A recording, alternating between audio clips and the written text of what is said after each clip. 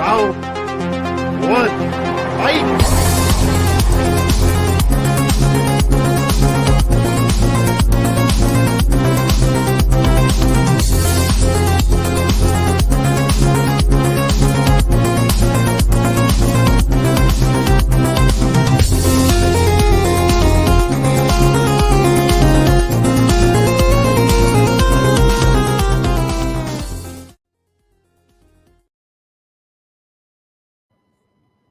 We're live and we're in Inception or whatever that was. I guess when I edited that intro, the what do you call it? The like ratio for the screen size was off because I've been messing with it. So sorry about that. I'm gonna go back in and double, triple check that. But we got an intro.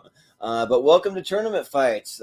This is episode 143. This is Best Movies of 2011 Ladder Series Part 1. So tonight's Part 1. We got a 3-part series this week. So it'll be Part 1 tonight, Part 2 on Wednesday, and Part 3, or our championship will be on Friday. And I don't have, if anyone else has it, like Malcolm or something, if you do have it, I don't have the movies that are from the Ladder series pulled up right here. If I find them a little later, I might be able to tell you what they are, but we will have 8 movies that climbed up the ladder or down the ladder, I should say, to be a part of the movies of 2011. So they'll be from previous years, like 2012, 2013, that type of thing. They're the ones that were just popular enough to get voted, and they're going to face off against these movies to see how long they can last. So that's basically how it goes. So, but anyways, I'll go ahead and I'll introduce our crew for tonight. So we'll start with Malcolm.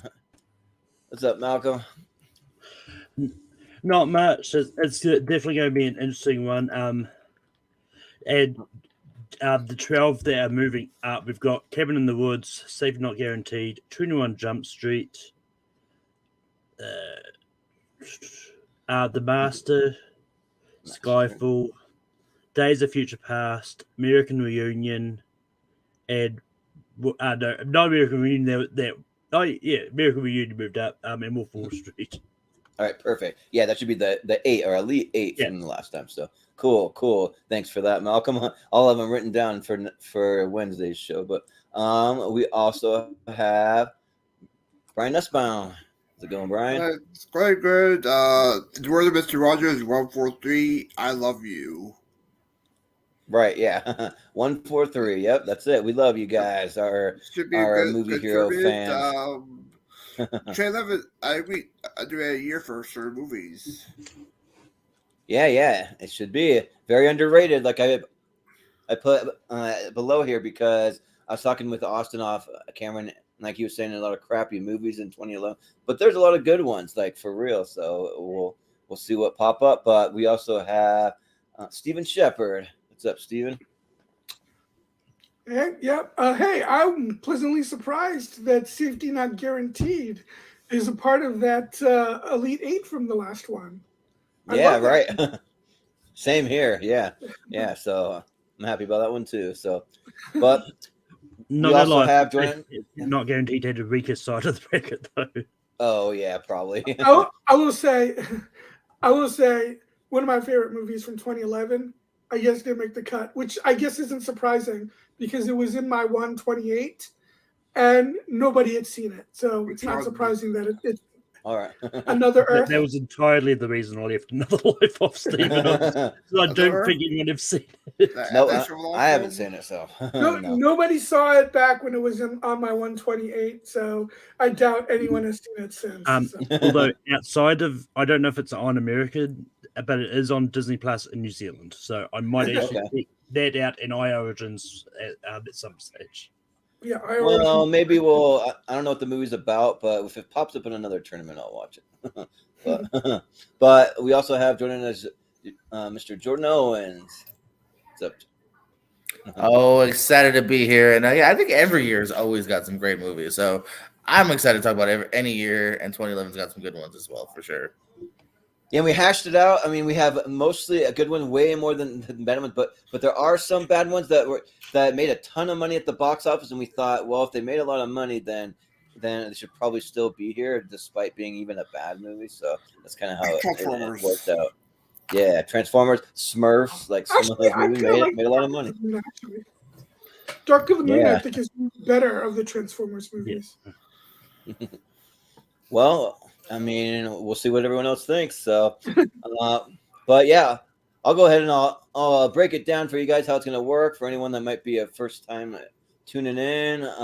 Basically, tournament fights. It's just like a March Madness tournament. You just vote round by round. There's no seeds or anything. We put all the moves in a big randomizer, and so you'll have all kinds of random matchups. You could get some tough ones right in the first round that could possibly be championship caliber matchups, and you do have to vote no matter what, even if you haven't seen both movies. Just make up any kind of reason that you want to, but out of spite, you can vote because you love a movie. You can vote because you like the poster or the cast or like whatever it is. And yeah, we'll just go round by round and see if we can come up with a winner. And then the Sweet 16 from this, it'll be the ladder series. It'll move on to our championship episode on Friday. So, but yeah, I'll go ahead and I'll bring up our bracket here.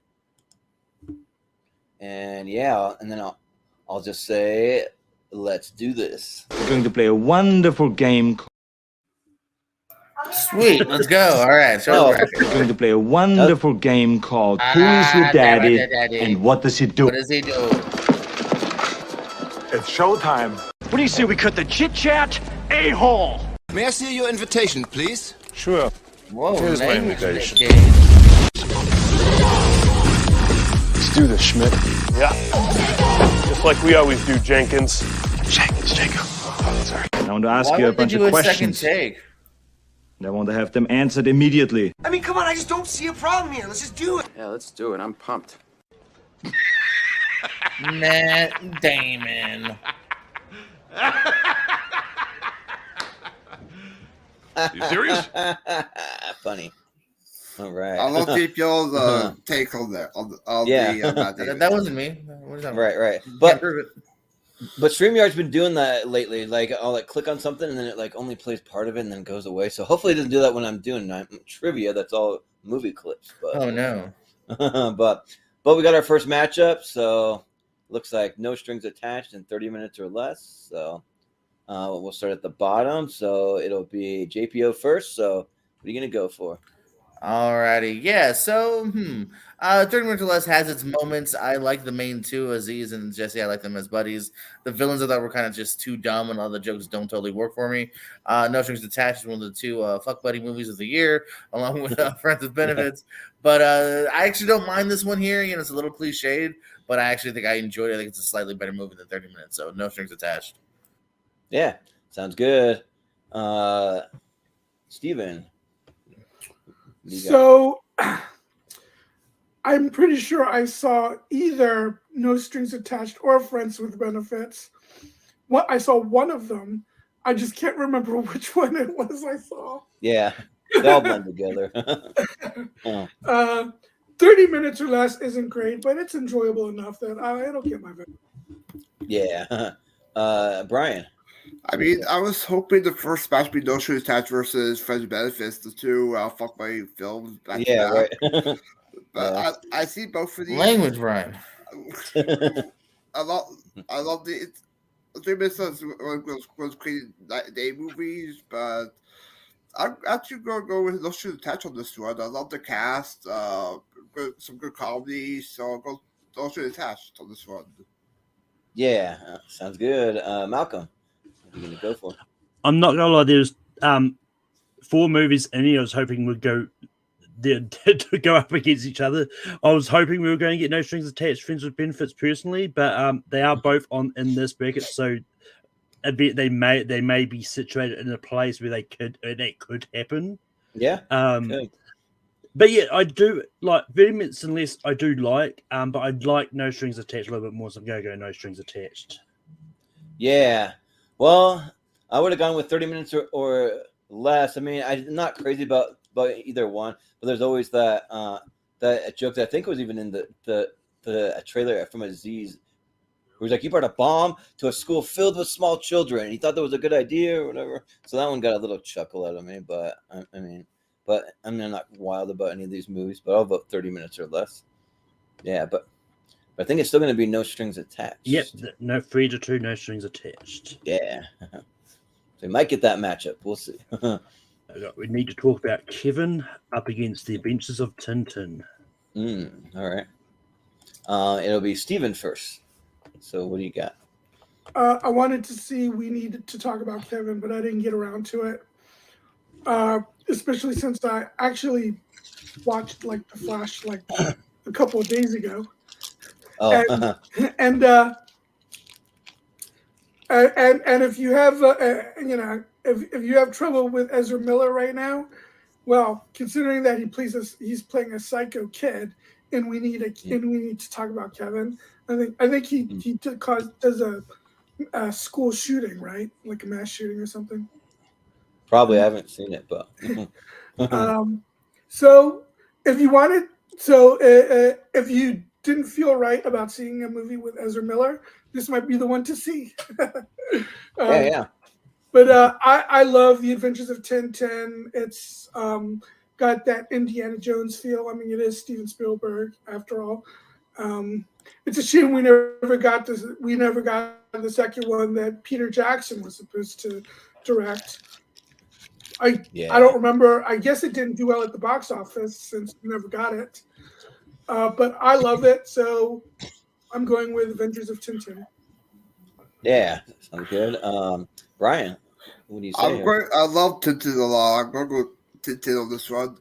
It's great use of animations, all motion capture, some good cast members on Gene Bell, Andy Serkis, Simon Pegg, Nick Frost, and it's like written by Spielberg, Jackson, and also some Edgar Wright humor in there too. So I love Tintin. Very underrated. So Tintin. Yeah, Malcolm, what do you say? Yeah, this one does hurt me a little bit because I really love Tintin. I do think it's a very underrated movie. And had I not seen We Need to Talk About Kevin, then I probably would have voted Tintin. But I did see We Need to Talk About Kevin for this. And yeah, it's a really interesting story. And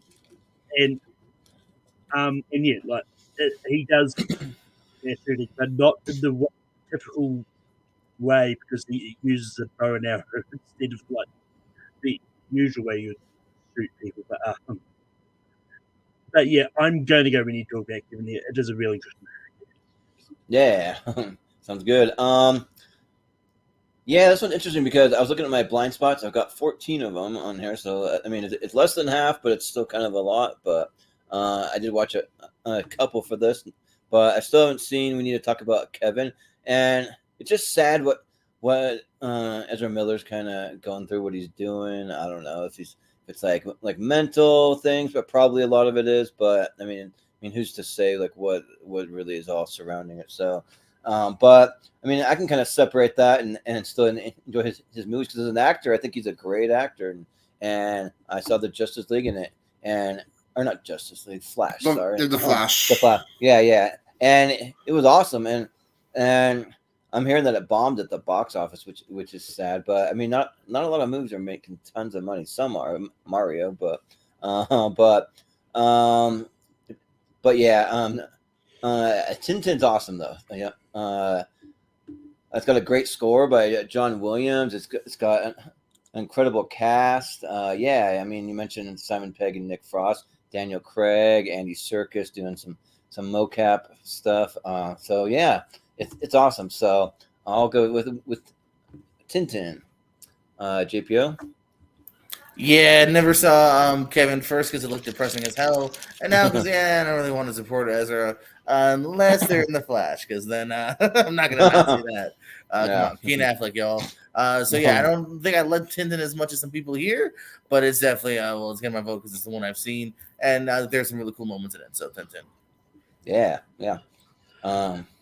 I mean, it's one of those ones. Like, honestly, I didn't expect the Flash to do big numbers at the box office anyway, because one, like, I think a lot of people stopped caring about it after all the delays it had, as it is, and plus with the new James Gunn taking the DC universe. Yeah, in a different direction. that'll do it. Yeah. There's a lot of Good luck, factors, Aquaman.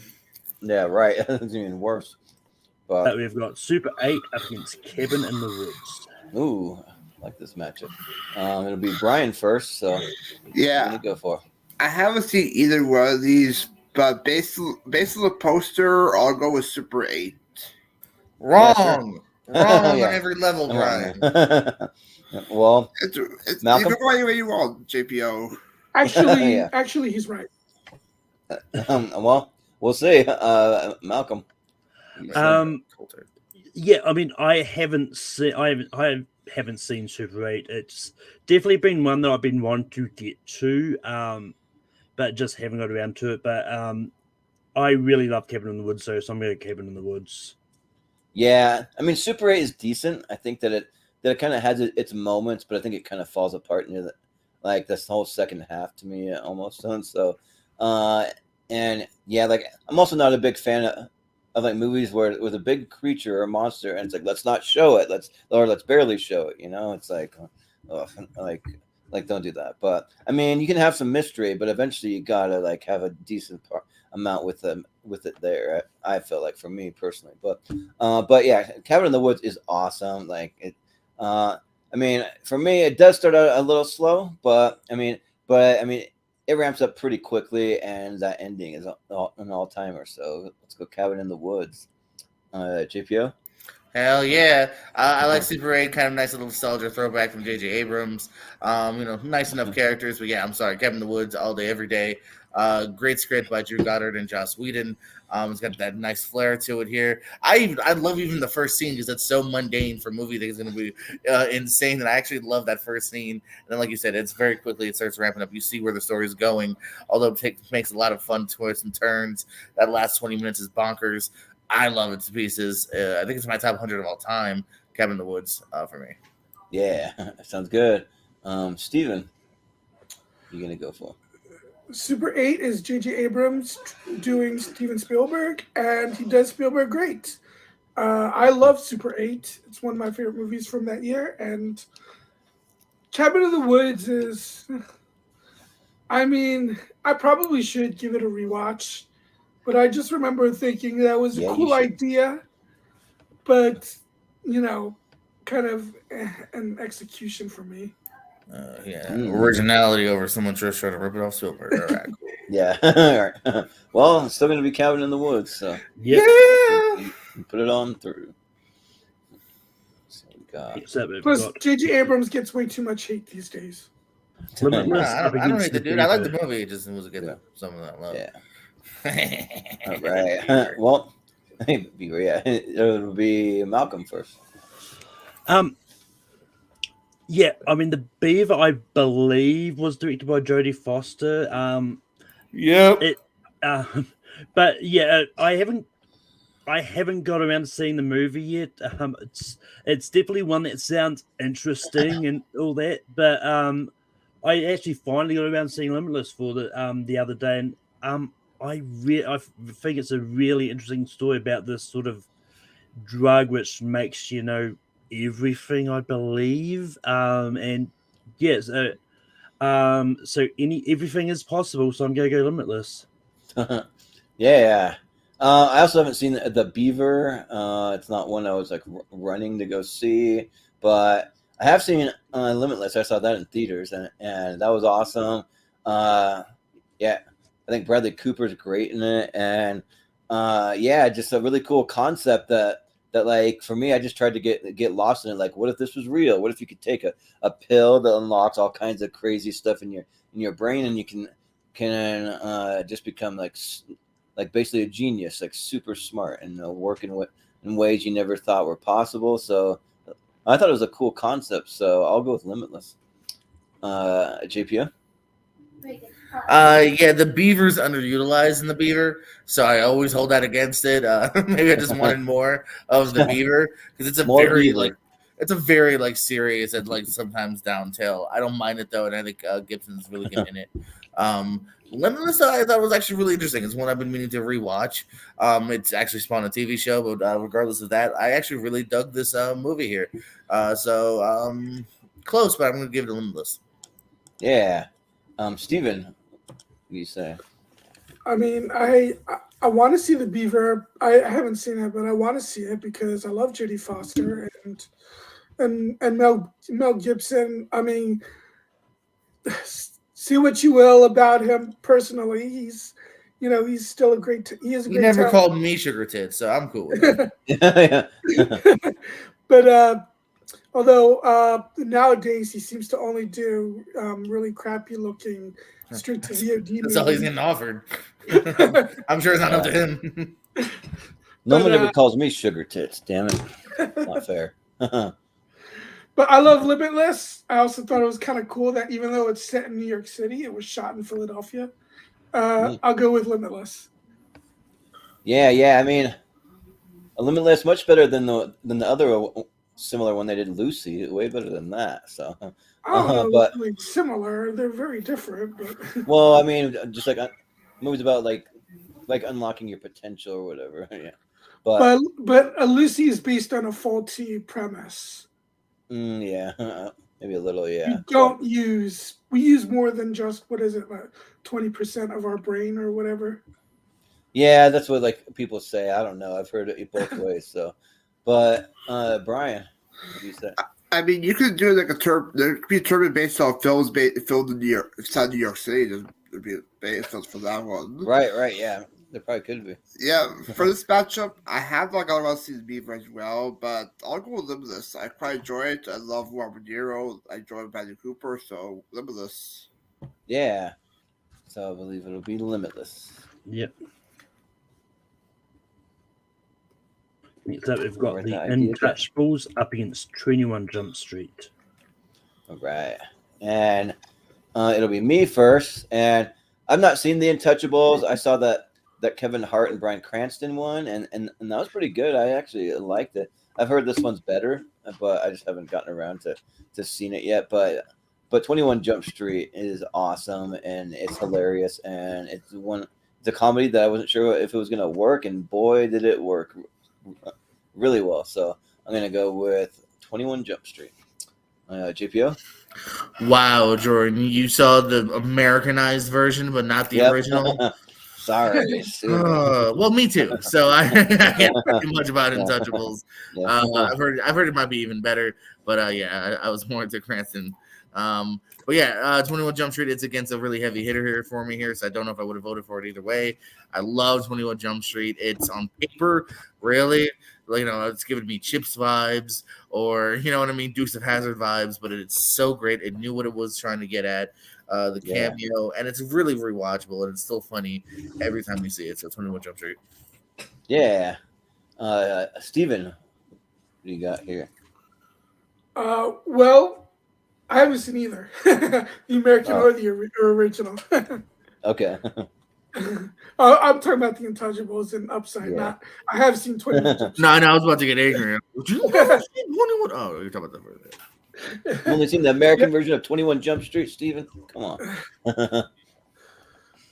I mean, do they have other countries have movies where they're undercover in high school? I don't know, probably not. But yeah, I like 21 Jump Street a lot, so I'll go with 21 Jump Street. Yeah. Brian, you got? I'm also going to go 21 Jump Street. The heavy hitter for this matchup. Great surprise of the 2010s. Some great comedy. And the duo between Tatum and Hill as shown the duo championship last week. Yeah. Totally. Malcolm, what are you going to vote for? I just can't believe none of you have seen The Untouchables. Neither have I. No one's seen that movie. Why the German fans? I mean, I think some of the people that's probably been there, not he, like Wolfman's probably seen this one, and Austin might have seen. Don't ask I don't think Austin's seen it. Yeah. But yeah. I mean, it's literally sitting on my stack of DVDs that I was intending to watch. So I just never got around to it. But 21 Jump Street is just good though, so I'm gonna go 21 Jump Street. Yeah. Yeah, I actually like 22 Jump Street a little more, to be honest. But I like 21 Jump Street a lot. In the same way. Next up, we've got Young Adult Oh. against Warhorse. Oh man, where's These are- Austin? You can vote for these horse movies he loves so much. But it'll be JPO first. Dang. This is actually probably the biggest thinker for me yet because I feel like these are pretty on par. Warhorse is not a bad tale at all. It's another Spielberg joint. Nice cast as they kind of get thrown in and out. Cumberbatch is only in for a little bit. This kid, whatever his name is good. But I think I'm leaning towards young adult. I really like that screenplay. It's from Diablo Cody, who did Juno, with the same director, Jason Reitman. I love Patton Oswalt too, great comedian. His DVD's right next to me, actually. So yeah, I'm gonna go young adult. Yeah, Steven, what do you say? This is really tough, actually. They're both very, very different. Yeah. But they're both also in like my top 5 of the year. I love both of these movies. I mean, Warhorse, first of all, is an absolutely gorgeous looking movie. The cinematography is breathtaking, and John Williams' score is, I think, probably might be his most underrated. But Young Adult was like really daring and funny and at times hard to watch, a little cringy, but not in a bad way, not cringy in a bad way. Yeah.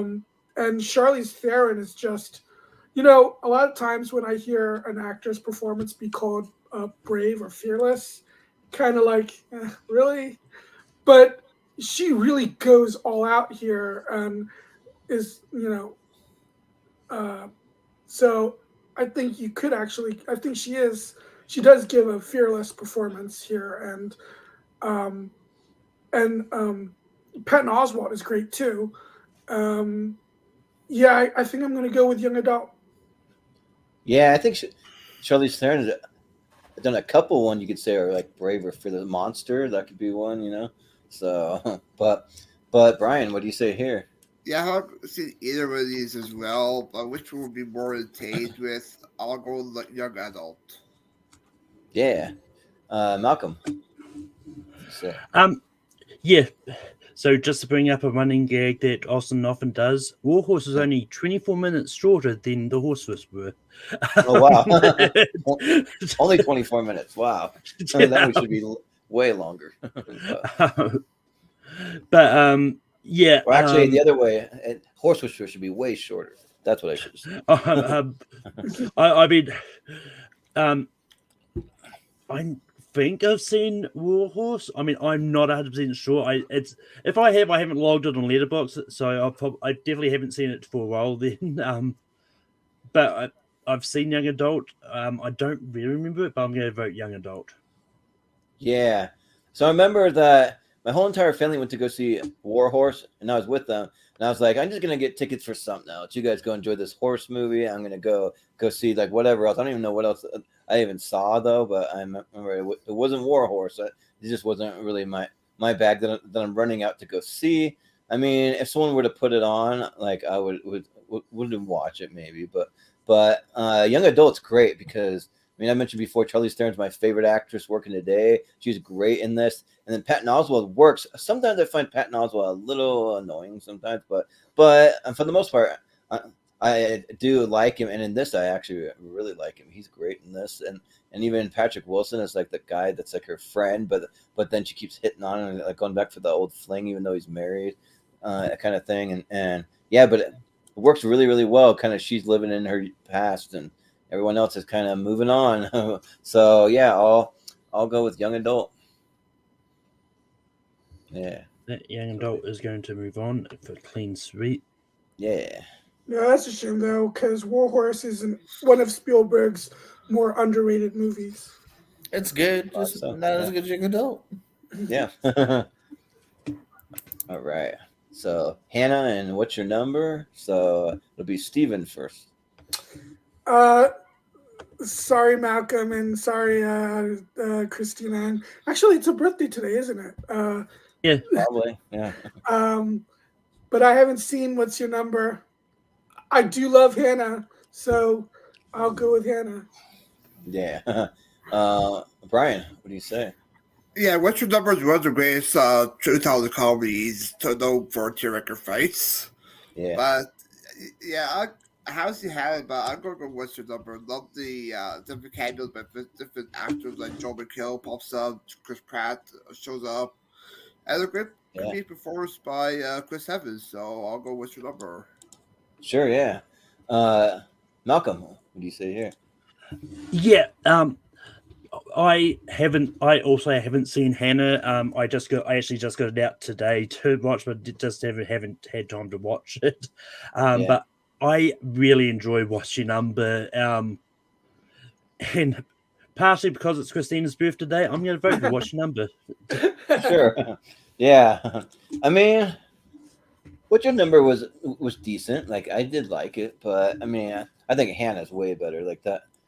I just had a great time with it. I think that Saoirse Ronan does a great job. Like her and kind of like with Eric Bana playing the dad. I think it's good. And then someone was telling me that the Hannah TV series is actually pretty decent. I haven't seen it, but it's got Joel Kinnaman. And I wanted to finish it, but never did. Yeah, I've heard good things, so I'll have to go check it out. So yeah, I'll probably watch Hannah over What's Your Number, so I'll vote Hannah. JPO? Ooh, that's me, isn't it? Yep. It's a deciding vote. Hey, Anna and Chris, your number's up. Yeah, it had, again, kind of like 30 minutes or less. I feel like it has its moments, and I think they're really good and sometimes elevated, but I think some of the jokes fail, and it's a long build-up for a lot of these great cameos that don't really maximize the potential. Hannah was actually a really interesting, kind of engaging flick here that I would definitely revisit more. So, Hannah. Yeah, it'll be Hannah. Sorry, next up, we've got Concrete Panda 2, a bad teacher. Oh, man. Okay. All right.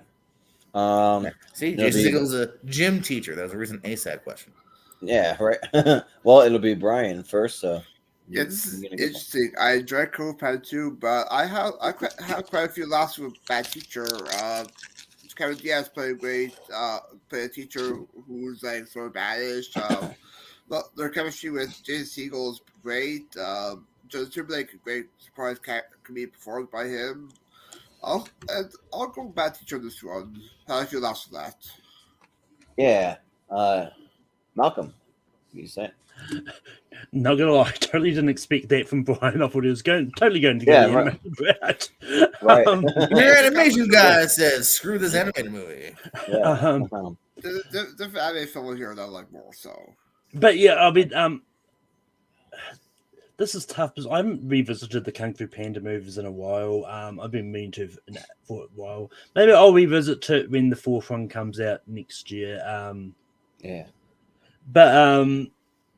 But yeah,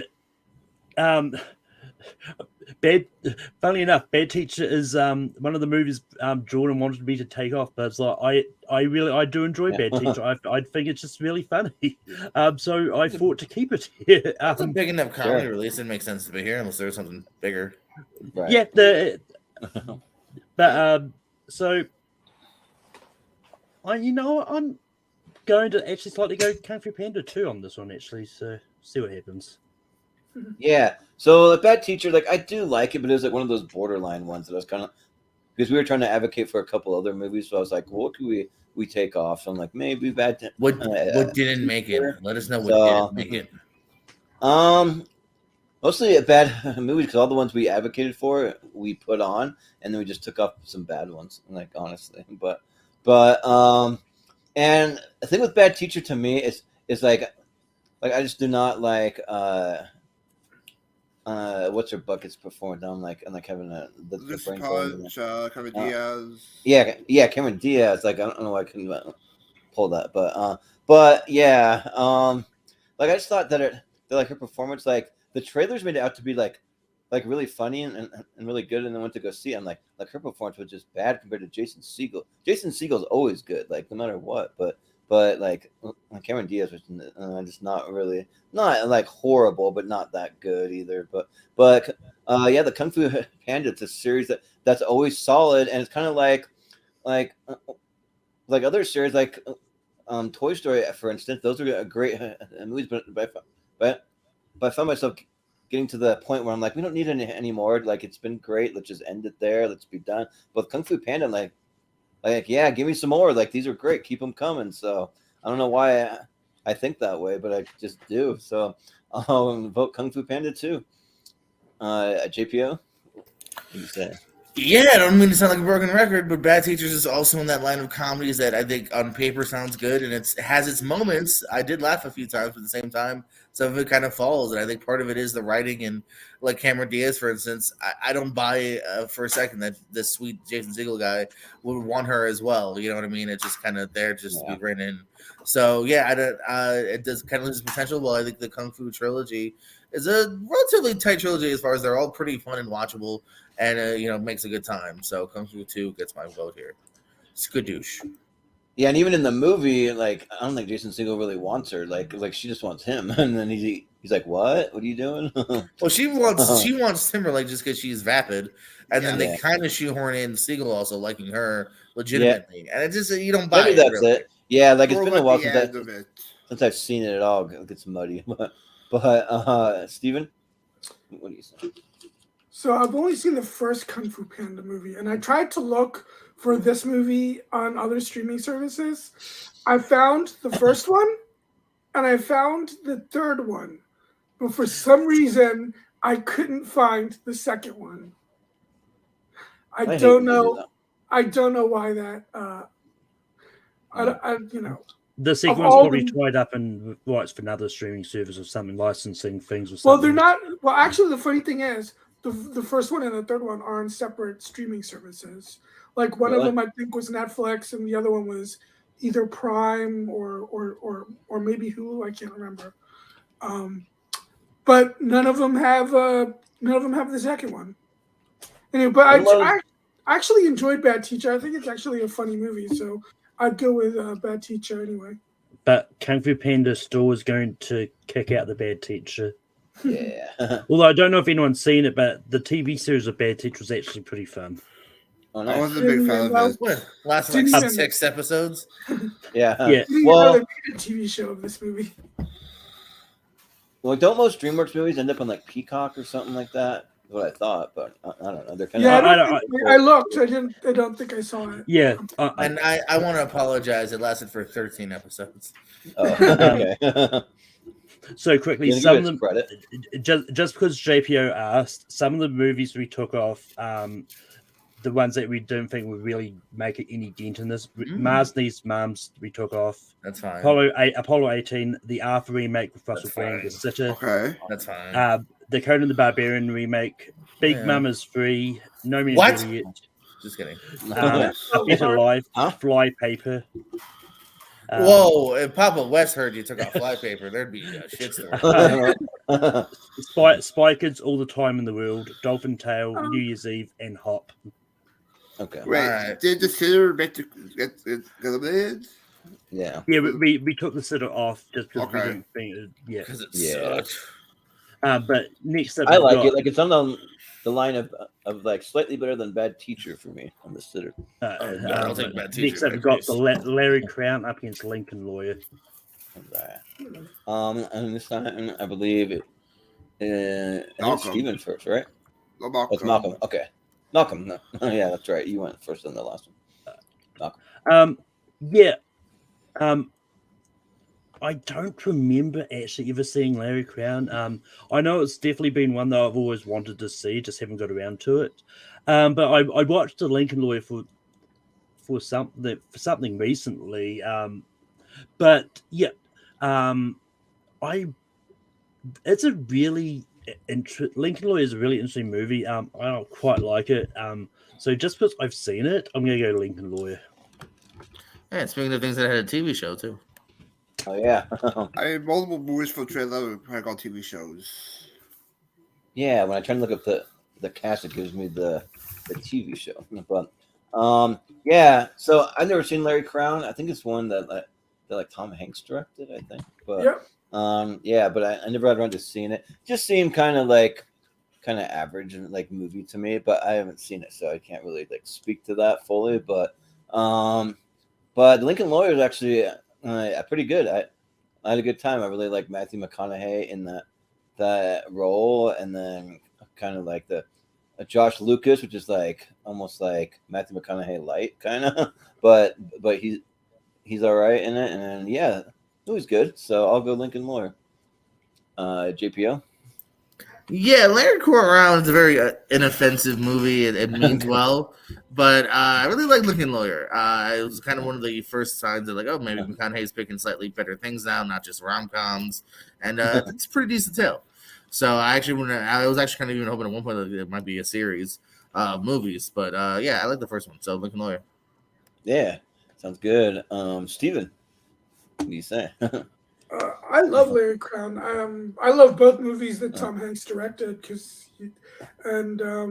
but I do like The Lincoln Lawyer a lot too. So this was kind of tough, but I definitely lean more towards Larry Crown. Yeah. Well, I'm just distracted. I'm waiting for JPO to just like pass out from being choked. Yeah, but Brian. Yeah, I'm actually going to show some love for Larry Crown. I watched it recently for the first time. It's actually quite enjoyable. You got some good old people there. Jersey K shows up. Rich Dreyfuss. It's also based on Tom Hanks' experience at Chapman College, like his experience going to college or going back to college. So I'll show some love to Larry Crown. Sure, yeah. Malcolm. I started it, so Link is moving on. Okay. Yeah, that's right. Next up, we have got 50-50 up against The Skin I Live In. Where does this guy live in?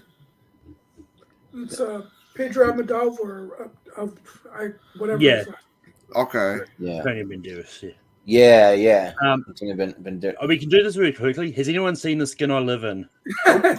No. I've not seen it. Weirdly, only my niece saw it. No, I was kidding.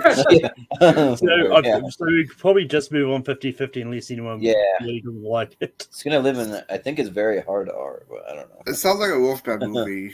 No. 50-50. Yeah, I believe that it was one he suggested. I put it in because it's a well-known film, but I just haven't seen it. Yeah. Next up, we've got Drive. A dangerous. Did Matt die getting a drink? What happened, by the way? I know. Yeah, I don't know. Maybe he was so high he got lost or something. I guess. But yeah, Drive versus Dangerous Method. So it'll be me first. I've never seen A Dangerous Method. I don't even really know what it is, really. But Drive. So I wasn't sure if I'd seen a Drive, and I think it's one where I like started it for like 10 minutes, and then I never got around to finish it. So I went back to watch it because everyone talked about how awesome this movie is. So I wanted to see it, and yeah, this movie's great, especially like near the end when some of the music kicks in, and it just, I don't know. But the music's going for the whole time. You got the like synth wave, but there's like one spot in particular near the end where it really ramps up, and it's really good. It's kind of like the storyline is almost like a work of art in a lot of ways. I think the way it's shot and the music and all that together. So yeah, I'll go with Drive. JPO. Yeah, Dangerous Method is one I hadn't seen. Drive I did see. I really like Drive too. Great opening sequence of him trying to get away. And then just the rest of it. Great cast too. Cranston, Brooks is great. One of the first things I saw Oscar Isaac in, where I'm like, oh, that dude's doing something good. So yeah, Drive's a banger, as the cool kids say. Yeah, sounds good. Steven, what do you say? Yeah, I do eventually want to see A Dangerous Method. I mean, I've only seen a few David Cronenberg movies, but this is one that I will definitely want to check out eventually. Yep, it's a David Cronenberg movie. Yep. Okay. And plus, I like all three of those guys: Keira Knightley, Viggo Mortensen, Michael Fassbender. But Drive is interesting because the first time I saw Drive, I liked it, but I didn't love it. But Then I saw it again, a while later, and I actually ended up now loving it. I think it is great. So I will go with Drive. Sounds good. And who'd have thought that Albert Brooks would make for such a great villain? Right? Yeah. Like I wouldn't have thought either, but he was really good. Brian, what do you say here? I'm also going with Drive on this one. Love the neon aspects. Love the open sequence with Ryan Gosling's character as like a stunt double for like a film, I think it is. But I'll also love to Drive. Yeah, and also shout out Oscar Isaac's in it. Like he's kind of playing a cool character in it. So yeah, but Malcolm, what do you say? Yeah, I have seen A Dangerous Method. Don't let the fact it's directed by David Cronenberg turn you off it. It's not a typical horror David Cronenberg movie. It's more on the Eastern Promises kind of side of things. Basically, A Dangerous Method is about the relationships between the psychologists Carl Jung, Sigmund Freud, and Sabrina Spillane. I've probably butchered that last name, but it's got like Malcolm Fassbender, Viggo Mortensen, and Vincent Cassel's in it as well, and Keira Knightley. They're probably the bigger names in here, but it's really I really enjoy it. But that being said, I like Drive just a little bit more, so I'm going to go Drive too. Yeah, well, it'll be Drive, but yeah, Cronenberg. It's like I either like really really like his movies or I absolutely hate them. So I'm kind of like on either end of the spectrum. I love A History of Violence, but I was not that into Eastern Promises. Yeah, he must love Viggo now. He's done nothing but Viggo movies recently. Yeah.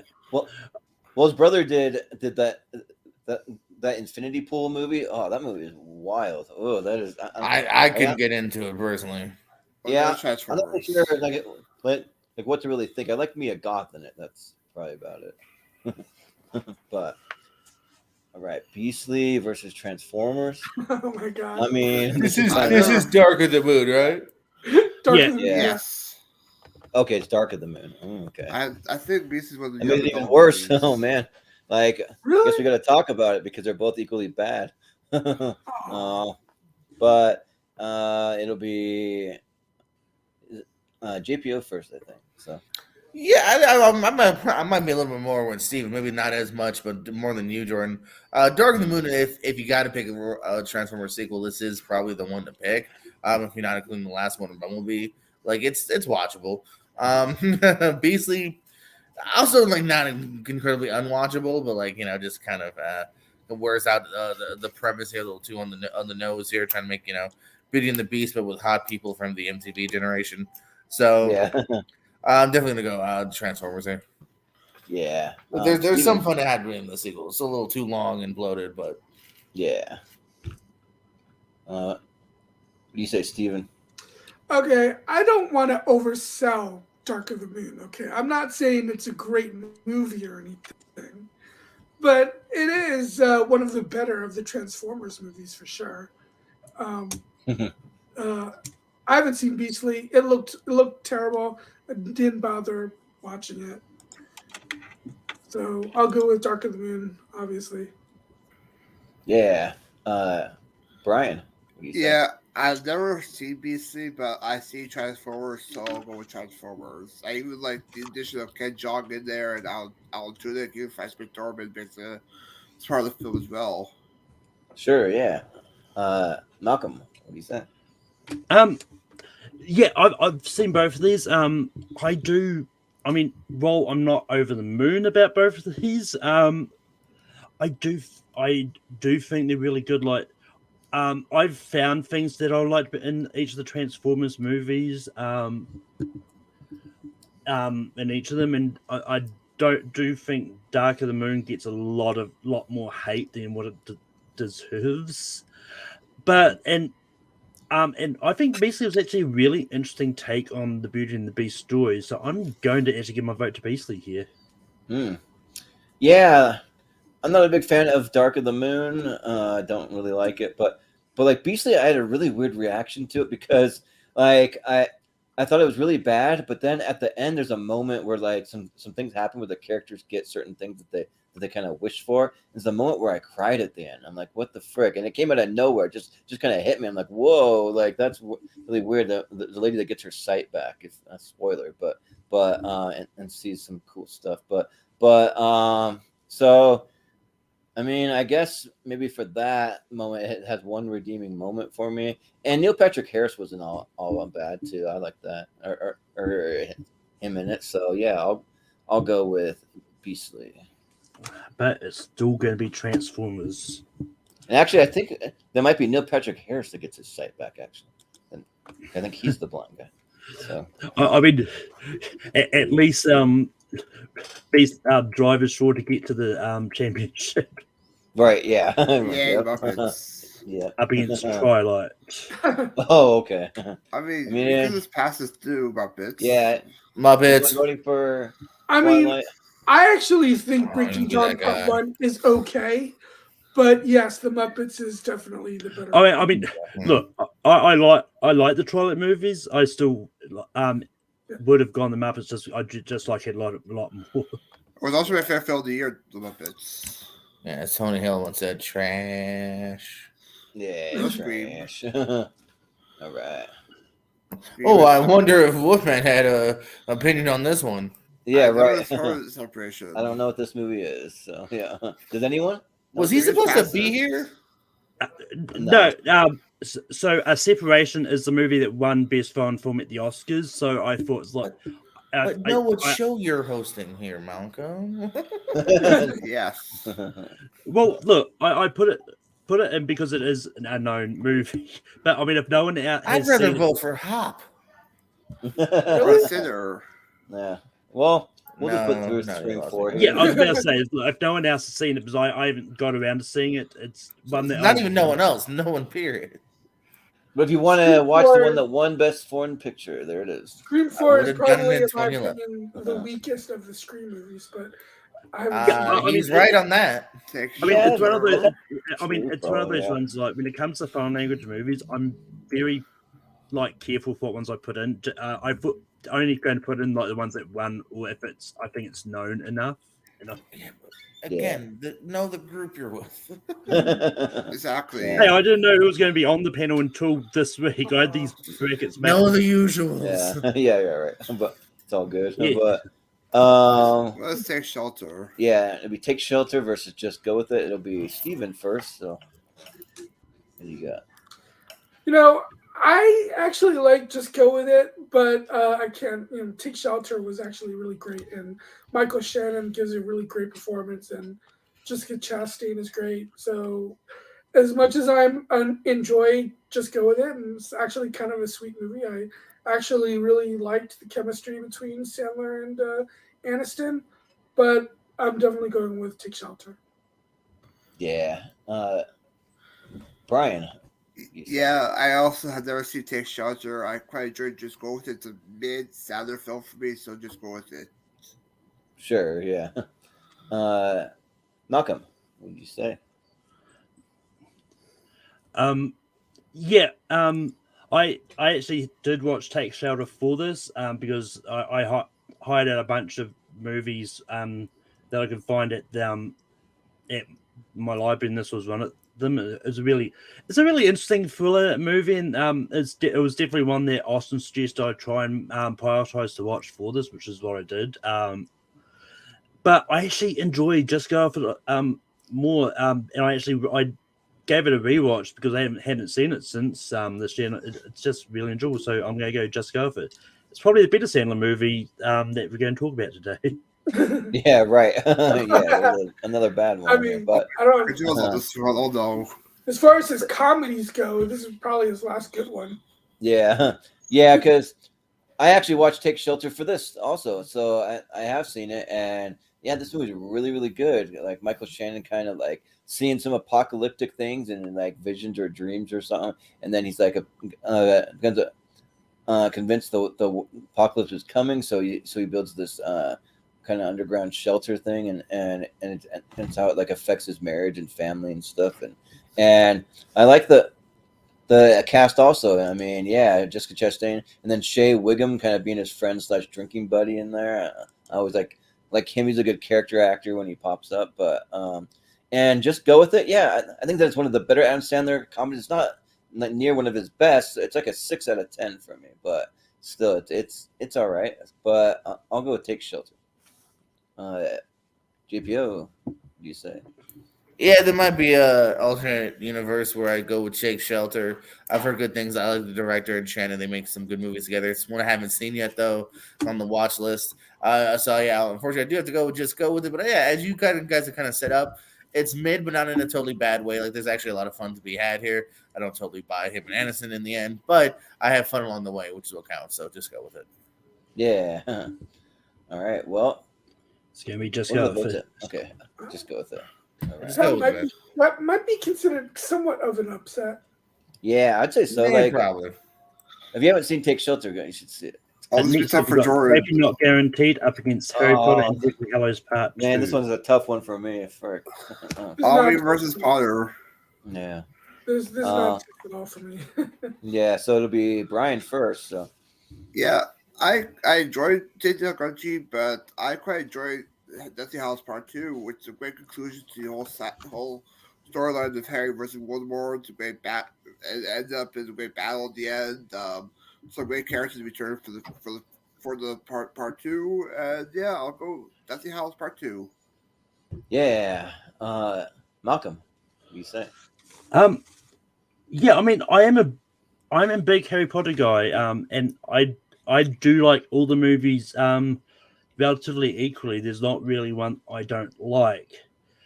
But that being said, Deathly Hallows Part 2 is not in my top 5. I don't remember if it falls on my rankings of the Visiting World, but but I just like Safety Not Guaranteed a lot more. About ever since I saw it, we did the last tournament. It's just surprised me how good it was. I'm gonna go to Safety Not Guaranteed. Yeah. This is tough because I'm a big Aubrey Plaza fan, and I'm really digging the Mark Duplass stuff I've been watching lately. I've been watching some of his stuff, but Harry Potter and the Death Hallows Part 2 is my favorite Harry Potter of all time. I just like it because the kids are like the oldest that they're gonna get, and they're just more mature. They're like everyone's banding together. It's a huge battle. And I love the trailer to it too. It's one of my favorite trailers of all time, probably. And yeah, I just love the whole battle. Like I just love when everything in like a series comes to a head, and like we all got to team up for one last battle, and like people are gonna die, and you know the stakes are high, and like honestly, like Harry Potter and the Death Hallows Part 2, that's my number 5 movie of all time. Like period. Like I'm a huge fan of this movie. I go back to it a lot, so I got to go Harry Potter here. JPO, what do you say? Yeah, I'm happy to see Safety has made it this far. It's a really good tale. But yeah, I got to go with the last Harry Potter here. I mean, really fitting conclusion that kind of nails it kind of perfectly. Wraps up characters, has the action, has the heart. Really fitting conclusion that people you've spent years with. So I'm gonna go Harry Potter here. Yeah, Steven, what do you say? I know I'm in the minority, but I always found Deathly Hallows Part 2 to be incredibly anticlimactic, actually. It might actually be my least favorite, not including. I have not seen the Fantastic Beasts movies, so not including them. Don't bother. It might be my least favorite of the Harry Potter movies. We were opposite on that one. Yeah. And Safety Not Guaranteed. I love it. It's a great concept. It's a great story. And Chloe from 24 is in it, so Safety Not Guaranteed is for me. But I know, yes, like a minor role. Well, she plays Aubrey Plaza's boss. Oh, okay. Oh, nice. All right, but it's still going to be Harry Potter. Moving on. Yeah. I was counting the votes, and yes. Okay. Yep. All right. Well, yeah, I'm getting the votes too. Okay. All right. Making good time, so just keep it up. All right. See what we got on this side. Because we do have some stinkers coming up that I know for sure are on here. We haven't got there yet, so. I wonder if the 2 worst movies of the year, which haven't happened yet, are going to be up against each other. That'd be funny. I would laugh. Honestly, that might be the only time I'll ever vote for Jack and Jill. Yeah. Yes. All Fast right. 5. Fast 5 and the Mechanic. Yeah, so it'll be Malcolm first. Yeah, I haven't actually got around to seeing the Mechanic, but Statham's in 5, isn't he? No, Furious 7. Yeah, I think he's in 7. Yeah, 7. But anyway, I do really enjoy the Fast and Furious movies, and I do like Fast 5, so I'm gonna go Fast 5. Yeah, this one's interesting because I actually like the Mechanic. The Mechanic's really underrated. I've only seen it one time, and it was a while back, but it is really good. I think there's a sequel to it also, but Fast 5 though might be my favorite of all the Fast and Furious movies. Actually, like I think I have this at my number 1. I just like some of the things, like I like having Brian in there as like a big, huge role front and center, and I love the whole train sequence. I think that's one of the like best things that they've done in Fast and Furious. That, and then the whole like the safe where they like rip out the safe and they're dragging it around town, down along the bridge.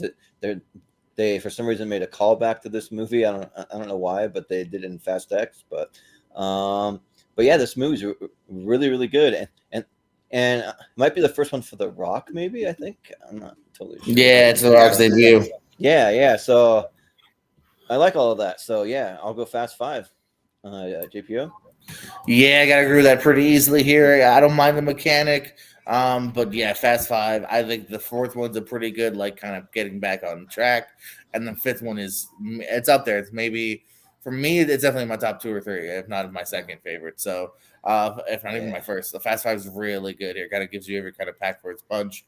This is before every character couldn't die, so not quite there yet. So yeah, Fast 5, I think it's great. So yeah, I'll go with that. And I'll be right back. I'm going to do my Ross Bristow impression. Sure, yeah. Is Fast 5 the first one directed by Justin Lin? It might be the first one. I think he did Tokyo Drift. Wait. Oh yeah, that's right. Yeah, he did Tokyo Drift. You're right. But Steven, what do you got here? There is a sequel. It actually had Jessica Alba in it. As his love interest. I actually kind of like the sequel more. I love Jason Statham, but I think The Mechanic is one of his more forgettable movies. Fast 5 is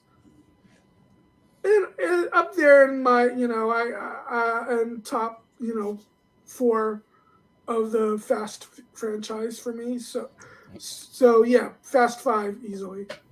Yeah. Well, Brian, what do you say? Yeah, this checked Justin's first Fast and Furious film. It was actually Tokyo Drift in 2006. Yeah. Yeah, for this matchup, I'm going to go with Fast 5. It's my favorite of the franchise. It's number 138. Love the shake-up.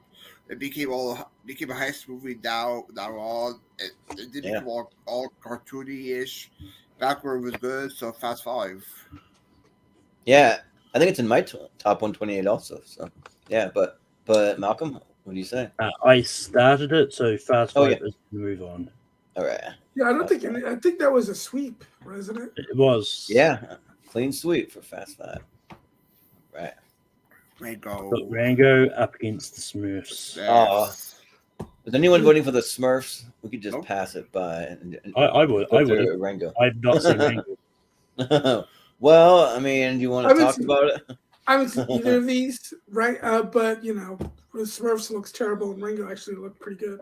The Smurfs is horrible. Yeah, it's not good. They even have Hank Azaria for the Simpsons in there as Gargamel. Yeah, I don't know. I feel like we should just put through Rango. Yeah, well, I mean, if everyone else is going to go Rango, I'm not going to. Yeah. Rango. I mean, look, I have a lot of fun with Smurfs. I actually rewatch it, and it's just I quite enjoyable. Well, it's not one of the ones with Neil Patrick Harris, is it? That Smurfs movie? I Yes, don't it think it's is. that one. Oh, it is. Okay, yeah, it's weird. But Season of the Witch and Unknown.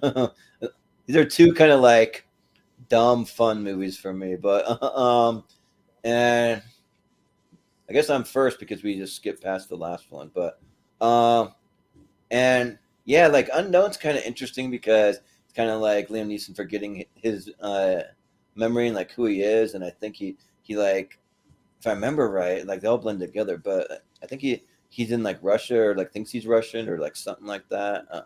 But yeah, I actually like Season of the Witch. Like I may be one of the minorities, but I'm a big Elijah Wood fan. I like him in there. Michael Caine pops up, and yeah, I think that it's fun. It's not incredibly great or anything, but it's fun at least. So I'll vote for Season of the Witch. I don't think it'll go past any other rounds, but I'll vote for it. JPO? I'm back and I'm laying down the grass. Yeah. Nice. There you go. He's a smart man. This show's a lot more comfortable. Yeah, right. Man, well, I think that like Ross just like broadcasts from his laptop and sits it on his bed or something. Oh yeah, my laptop's just straight up laying on my bed right now. Yeah. I'm on the pillow. This is. There you go. Oh man, I'm gonna do every episode now. I'm actually gonna do something I rarely do on this show. I've seen Unknown, so I'm gonna vote for Season of the Witch. I don't know. This was like the first one where I was just like, oh okay. He's just kind of signing up for whatever now. You know, if it's a big budget, action piece. I want to say this is like a January movie. If not, it certainly feels like one. And I like Elijah Wood, so let's go with Season of the Witch. Yeah. Well, Steven, what do you say? I enjoyed Unknown. It's like kind of like a Born Identity ripoff, but it's fun. I know a lot of people probably think like Jack and Jill is the worst movie of this year, and it's my second. I would say it's the second worst movie of the year because I think Season of the Witch is the worst movie of the year. This movie is awful. So Unknown is, I wouldn't say Unknown is one of Liam Neeson's great movies, but it's definitely better than Season of the Witch. Well, I guess we'll see what everyone else says. Brian?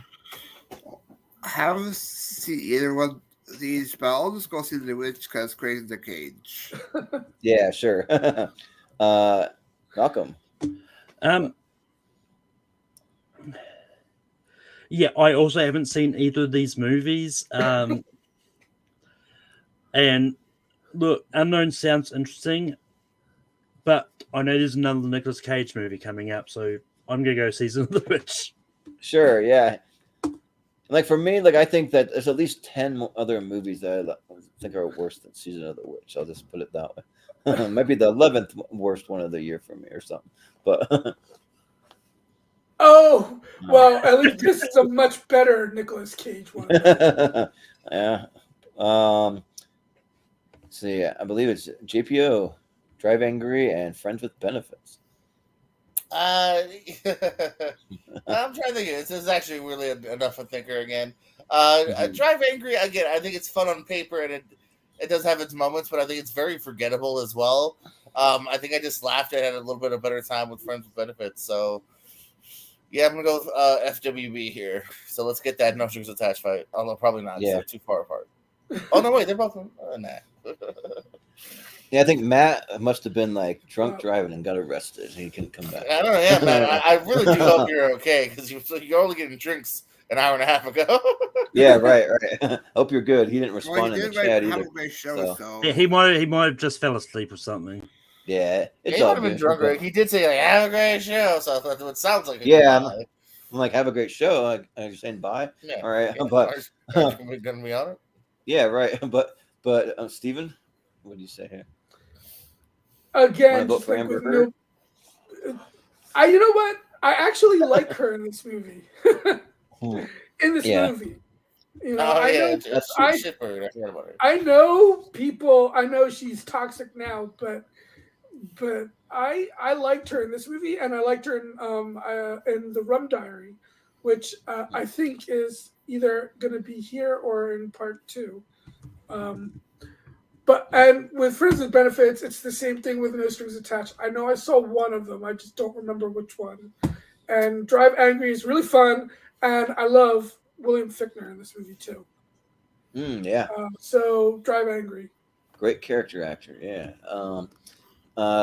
Brian, what do you say here? Yeah, as much as well as Nick Cage for Nick Cage matchup, I'll go Friends with Benefits this one. Have great sex comedy with other Triple A Crudis. Both great. So Friends with Benefits. Yeah. Weren't they dating in real life at some point? I thought maybe they were. But No, she was the Ashton Kutcher. Yeah. I know that she's married to Ashton Kutcher now, but I thought maybe I know she did Macaulay Culkin. Yeah. Remember that? Yeah. There was the whole thing with me and her, but I don't want to talk about it. So just right. Yeah, that's the one she doesn't talk about either. Yeah, she won't admit it, but that's what. Yeah. Malcolm, what do you say here? I mean, I'm still stunned that Stephen thinks Amber Heard is a good actress. I don't think she ever was a good actress. Hey, I haven't thought she was good in All the Boys Love Mandy Lane. Is she going to be in Aquaman too? I think so. As far as I know, they're keeping her scenes in, but she's only in a small part of that movie, from what I've heard. But yeah, I've not seen Drive Angry, but I really do really enjoy Friends with Benefits, so I'm going to vote for Friends with Benefits. Yeah, like I think the whole thing with like Amber Heard, like I was thinking like she should be pretty much bankrupt by now after that trial, but I guess they came to an agreement where she only had to pay $1 million, which is only, I mean, that's still a lot, but maybe for her, like it's not like anywhere near what she was going to pay. And then Johnny Depp just went in and donated all of it to all these different charities, which is like what a cool guy, because it just shows it wasn't out for money. He was just trying to clear his name. So I think that's pretty cool. Yeah, I've seen both of these. Friends with Benefits just isn't very good. Drive Angry is at least kind of like a guilty pleasure kind of fun. Like I always bring up the scene where they're having sex and fighting, like shooting a bunch of guys at the same time. And like Amber Heard, yeah, I agree. I don't think she was ever a good actress, but I mean, Nick Cage makes the movie passable, so I'll vote Drive Angry. But Friends with Benefits is still going to move on. I just can't believe that between Season of the Witch and Drive Angry, that Season of the Witch is the Nicolas Cage movie. Yeah, it's totally fun for you, buddy. I think it's better. Sorry. Yeah. But nobody saw. You and I think, are the only ones that actually saw Season of the Witch. Probably, yeah. Because all of us are smarter enough to stay away from it. Yeah. Even though I've seen it, I'm not going to recommend it. Yeah. Next up, we've got the girl with the dragon tattoo up against Paul. Ooh. And this is the David Fincher one, just to clarify. Okay.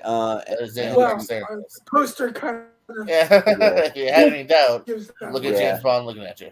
Yeah, but I think it's me first. And man, this one's kind of tough because, man, like, there's a lot that I like about Girl with the Dragon Tattoo. I just think it's too long and just kind of goes on a little long. Even the trailers for it, they have like a 4.5 minute trailer for this. That's like pretty long.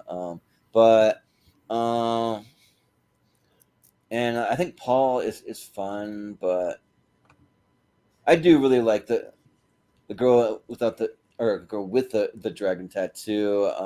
Even though I think it kind of drags a little too long. I like it here, so I'll vote girl with the dragon tattoo. JPO? I could not tell where that vote was going.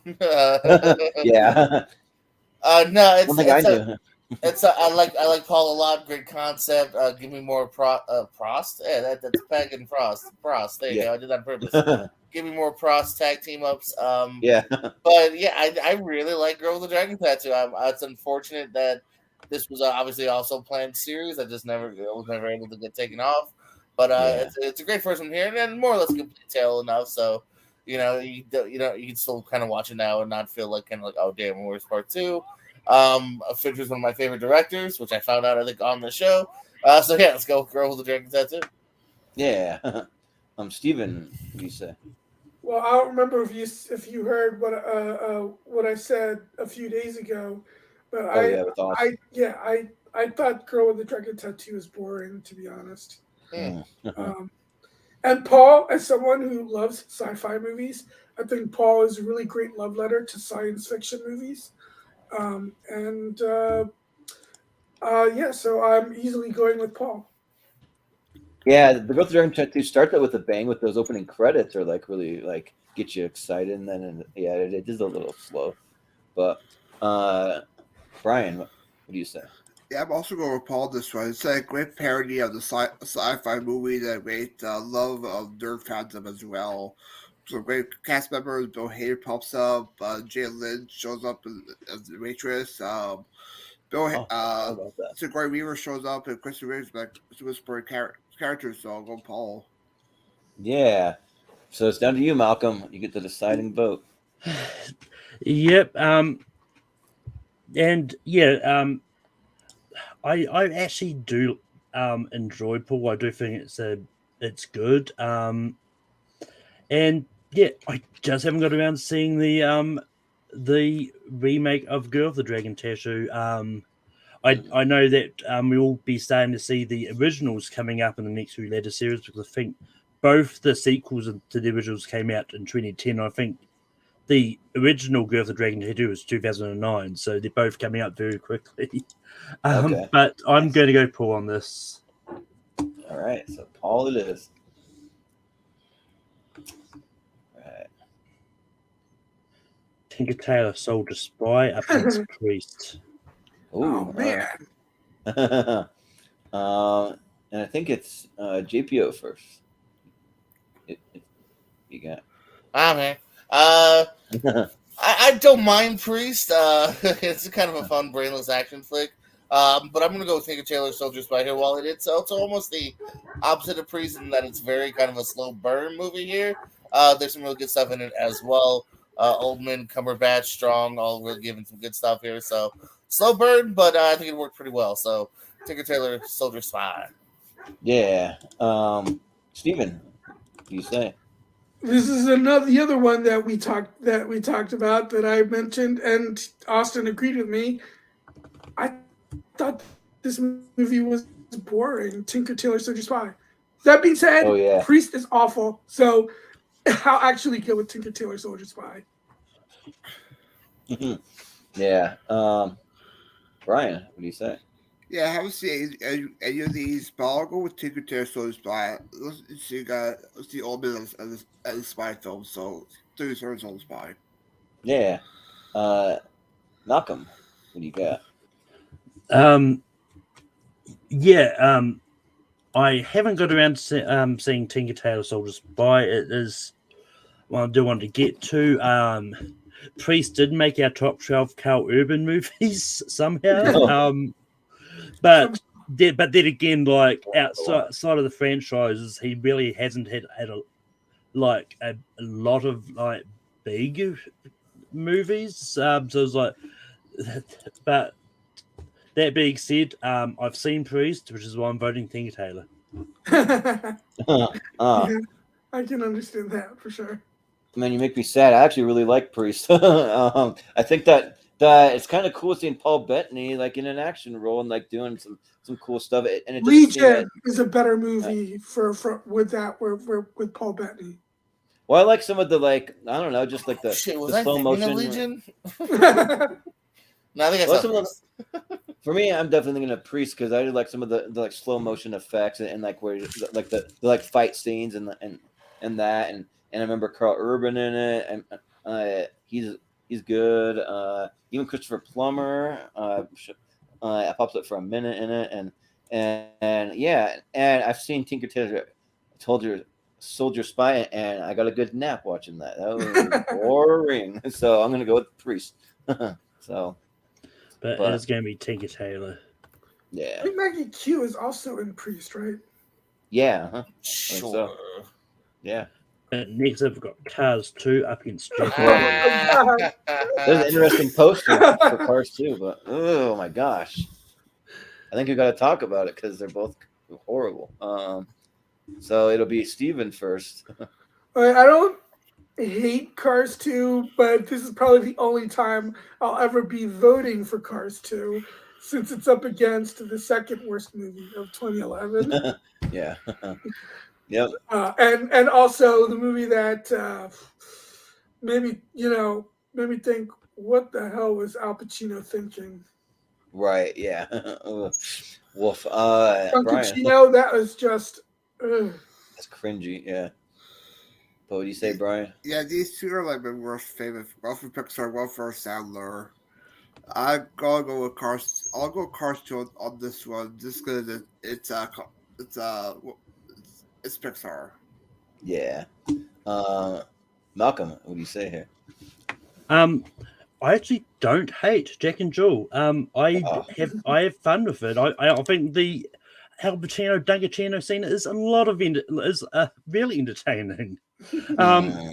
Look, Jack and Jill is better than Zookeeper. Cars 2 is Cars 2 is my least favorite movie of. Yeah, we had the conversation. I'm like, better than Jack and Jill. Zookeeper.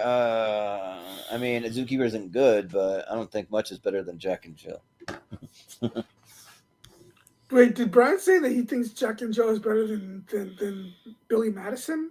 No, I think he said Zookeeper's Happy Madison. Zookeeper. It's Happy Madison, yeah. Okay. I asked if it's better than Billy Madison because it's Malcolm like Jack and Jill. I don't hate Billy Madison. It's mid sadly. I mean, I don't hate Billy Madison, but it's not good either. I love it, but Madison's fucking awesome. Yeah, but yeah, here like I'm like a diehard Adam Sandler fan. I was all but like begging Moose to be in his Adam Sandler big match that they had, but there's just too many people that signed up for it, and so that he can only have the first people that signed up for it. But I was kind of late on it, but yeah, Jack and Jill just kind of hurts my Sandler heart that he even like did that, like stoop solo. This is the worst Adam Sandler movie ever made, hands down. Pile of trash, garbage, flaming in a dumpster. It's bad. So I don't really like Cars 2 either because they focus on Mater, and he's a great side character, but he's not. But he's like the Minions. He really shouldn't be the focus of it, doing all these missions and everything. So I gotta go Cars 2 though still. So I mean, as terrible as Jack and Jill is, I think I hated 8 Crazy Nights even more.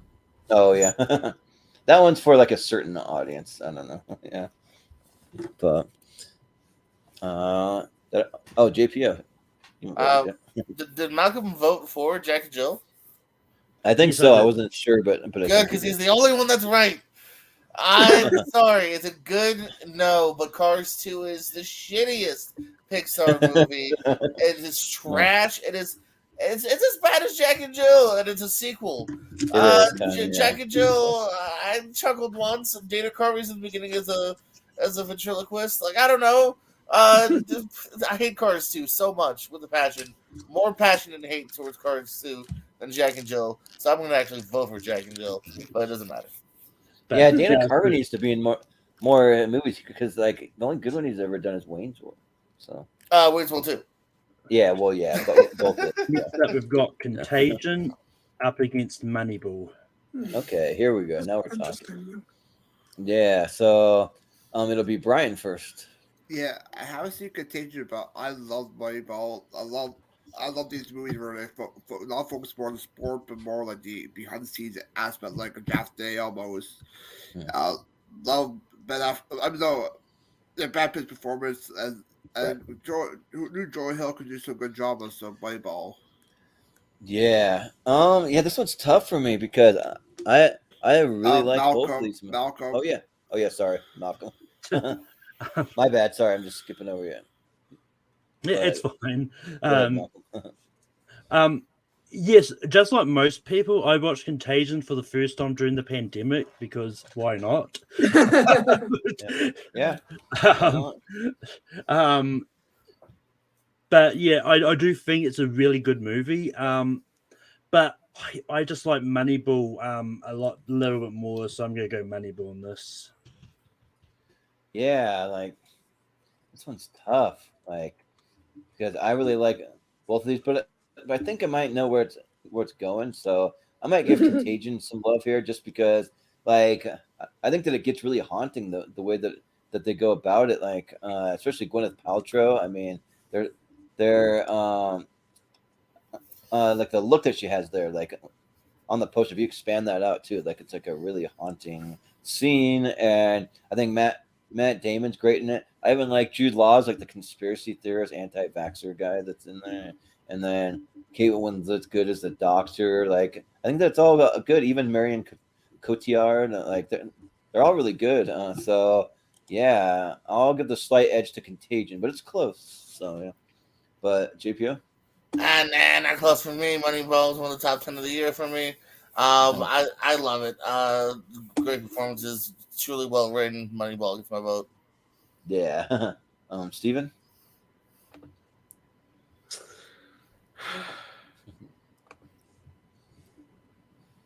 I'll go with Moneyball, but it's ask me again in like in 2 minutes, and I could easily swap because they are that close to me. Yeah.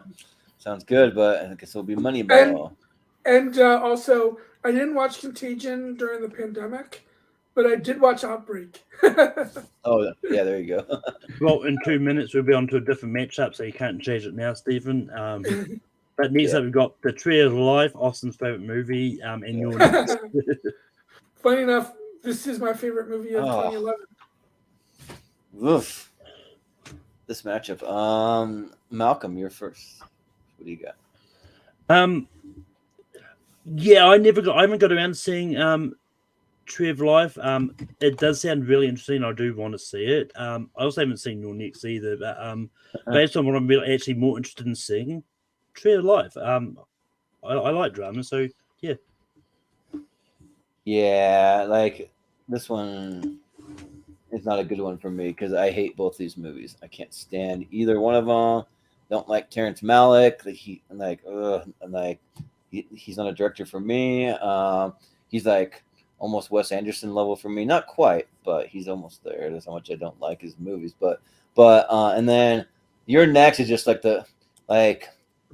well, not only do I not like a bunch of families get together and then they're like having a dinner, and then before you know it, they're all killing each other, and it's like well, what's the point of that? I don't get it, but it just makes no sense to me. It doesn't even seem realistic, but and like this is one of the worst ones to do it. Also, there are some better ones than this out there, but man, because I hate these both. These might be the two of the movies I hate the most in this whole bracket, but let's just say You're Next, I guess. So, JPO? Who's next? Oh, I'm next. Okay. Yeah. You're next. Damn, Jordan. Yeah. I guess I'm slightly higher on both of these than you are. Yeah. I didn't mind You're Next. It's a pretty simple, cheap horror film. It has its moments. Tree of Life, I do think, is a little self-indulgent and overlong, but I think it also does have some beautiful imagery, and I do get what they're kind of going for. So, Tree of Life gets by a little bit here, but yeah, it's not something I'm going to super champion, unlike the guy above me. Yeah. Well, Steven, what do you say? So the funny thing is, I think Terrence Malick is very hit or miss, but this is his best movie. Although The Thin Red Line is a close second, but this is his best movie. Thin Red Line's awesome. I do like that. Yeah. And yeah, I just think it's a really beautiful movie, both visually, but also, even though I'm not a religious person, but at all, I most of the time I'm agnostic. Sometimes I even think I'm atheist. But Tree of Life, I just think is great. So I'm going easily with Tree of Life. I only say easily because I haven't seen Your Next. Yeah. Well, if you're into families killing each other, then see Your Next. Brian. Yeah, I never seen Tree of Life. I first heard it, I thought talk about the making of the Tree of Life as Disney's Album Kingdom, but nope. I'll go with. I haven't seen either one of these. I'll just go to Your Next. Why not? So what are the votes? 3-2 to Tree of Life. Okay, Tree of Life. Next up, we've got Fright Night up against Our Idiot Brother. All right. And I think it's me first here. And I've never seen our Idiot Brother, but I really want to because like I love Paul Rudd. I think he's awesome, but I just haven't gotten around to seeing it. It's one that really flew under the radar for me, and then years later it started coming back on my radar, but then kind of went off of it again. So it's kind of I need to remember to watch this movie. But yeah, Fright Night's awesome. I've talked about it before. A really great use of 3D. Like it's one of the like better 3D movies that I've ever seen in a theater. And yeah, Anton Yelchin, he's great in it. And then Colin Farrell, even is it Matt Smith that's in this? No, David Tennant's in this one. Oh, okay, yeah, one of the Doctor He's Who's great. is in there. Yeah, David Tennant. So yeah, they're all great. So yeah, I'll vote for Fright Night, and it's one that I think is kind of on par with the original. I think they're both good. It's hard for me to say which one's better, and maybe this one's a little better. I don't know, but JPO. Yeah, this round sucks because I like both these a lot. Actually, I do recommend Our Idiot Brother. I think it's got a lot of funny moments, and there's some heart in it as well. Paul Rudd's basically just is kind of just aloof, almost hippie like guy who just he means well, but he kind of keeps ended up being the worst thing for his different sisters who keep making him go back and forth, and his girlfriend leaves him and he just really wants his dog back, and it's a really good movie. But a Fright Night, man, you said it. It's a great kind of reboot, revamp, but like it does everything kind of in the right way, and a great cast here. Tennant almost steals the show. Even Chris Sarandon makes a quick cameo from the OG. Damn, man, I like both of these. I don't mind it going either way, but I'll continue the Fright Night love and go Fright Night. Yeah. Steven, what do you say? I remember thinking Fright Night was okay, but I didn't love it. I really enjoyed Our Idiot Brother, so I'll go with Our Idiot Brother. Yeah. Back when I still loved Zoe Deschanel before a new girl ruined her for me. Oh yeah, right. Yeah, Brian, what do you say? I'm also going to go by Our Idiot Brother. It's one of those comedies that deserves some more love. It's one of those underrated Paul Rudd movies. He plays this good stoner character, stoner hippie character. Chemistry with the sisters are great. The chemistry with Eddie Barber's son is good. Steve Coogan has some good laughs. So Our Idiot Brother. Yeah. Well, it's down to you again, Malcolm. What are you going to go for? Yeah, this is actually easy for me. I haven't seen Our Idiot Brother. It's one that I was wanting to see for this, just never got around to it. But there's a reason Austin put Fright Night on Best Remakes. It's a really good remake. Yeah. And it's just done so well. So I'm going to go Fright Night. Yeah, sounds good. Fright Night. Next up, we've got Real Steel up against Anonymous. Okay. It'll be JPO. Anonymous. Oh yeah, from the guy that usually makes the world blow up. He made that movie. Yeah. I liked Real Steel. I thought it was a pretty decent flick. I only saw it the once, but I did have some enjoyment out of it. And I will anonymously tell you I never saw that one. So Real Steel. Yeah. Steven, what you got here? I have not seen Anonymous, but it sounds kind of interesting, but I still haven't seen it. So I'll go with Real Steel, which is a very enjoyable movie, and sucks that Evangeline Lilly has become kind of Yeah, I know. She used to be like, especially Lost, man. She's so good on that. Well, I'm talking more because of stuff that she says now. Oh yeah. Man, I didn't know any of that. I was just like, she's the Wasp. She's doing all right. Yeah. But she's kind of like her as the Wasp, actually. Like for her performances, like I'm not actually kind of with you. I'm kind of like she's become kind of No, okay. I really I liked her as the Wasp, but then again, I'm a weird one that actually enjoyed Quantumania. Okay.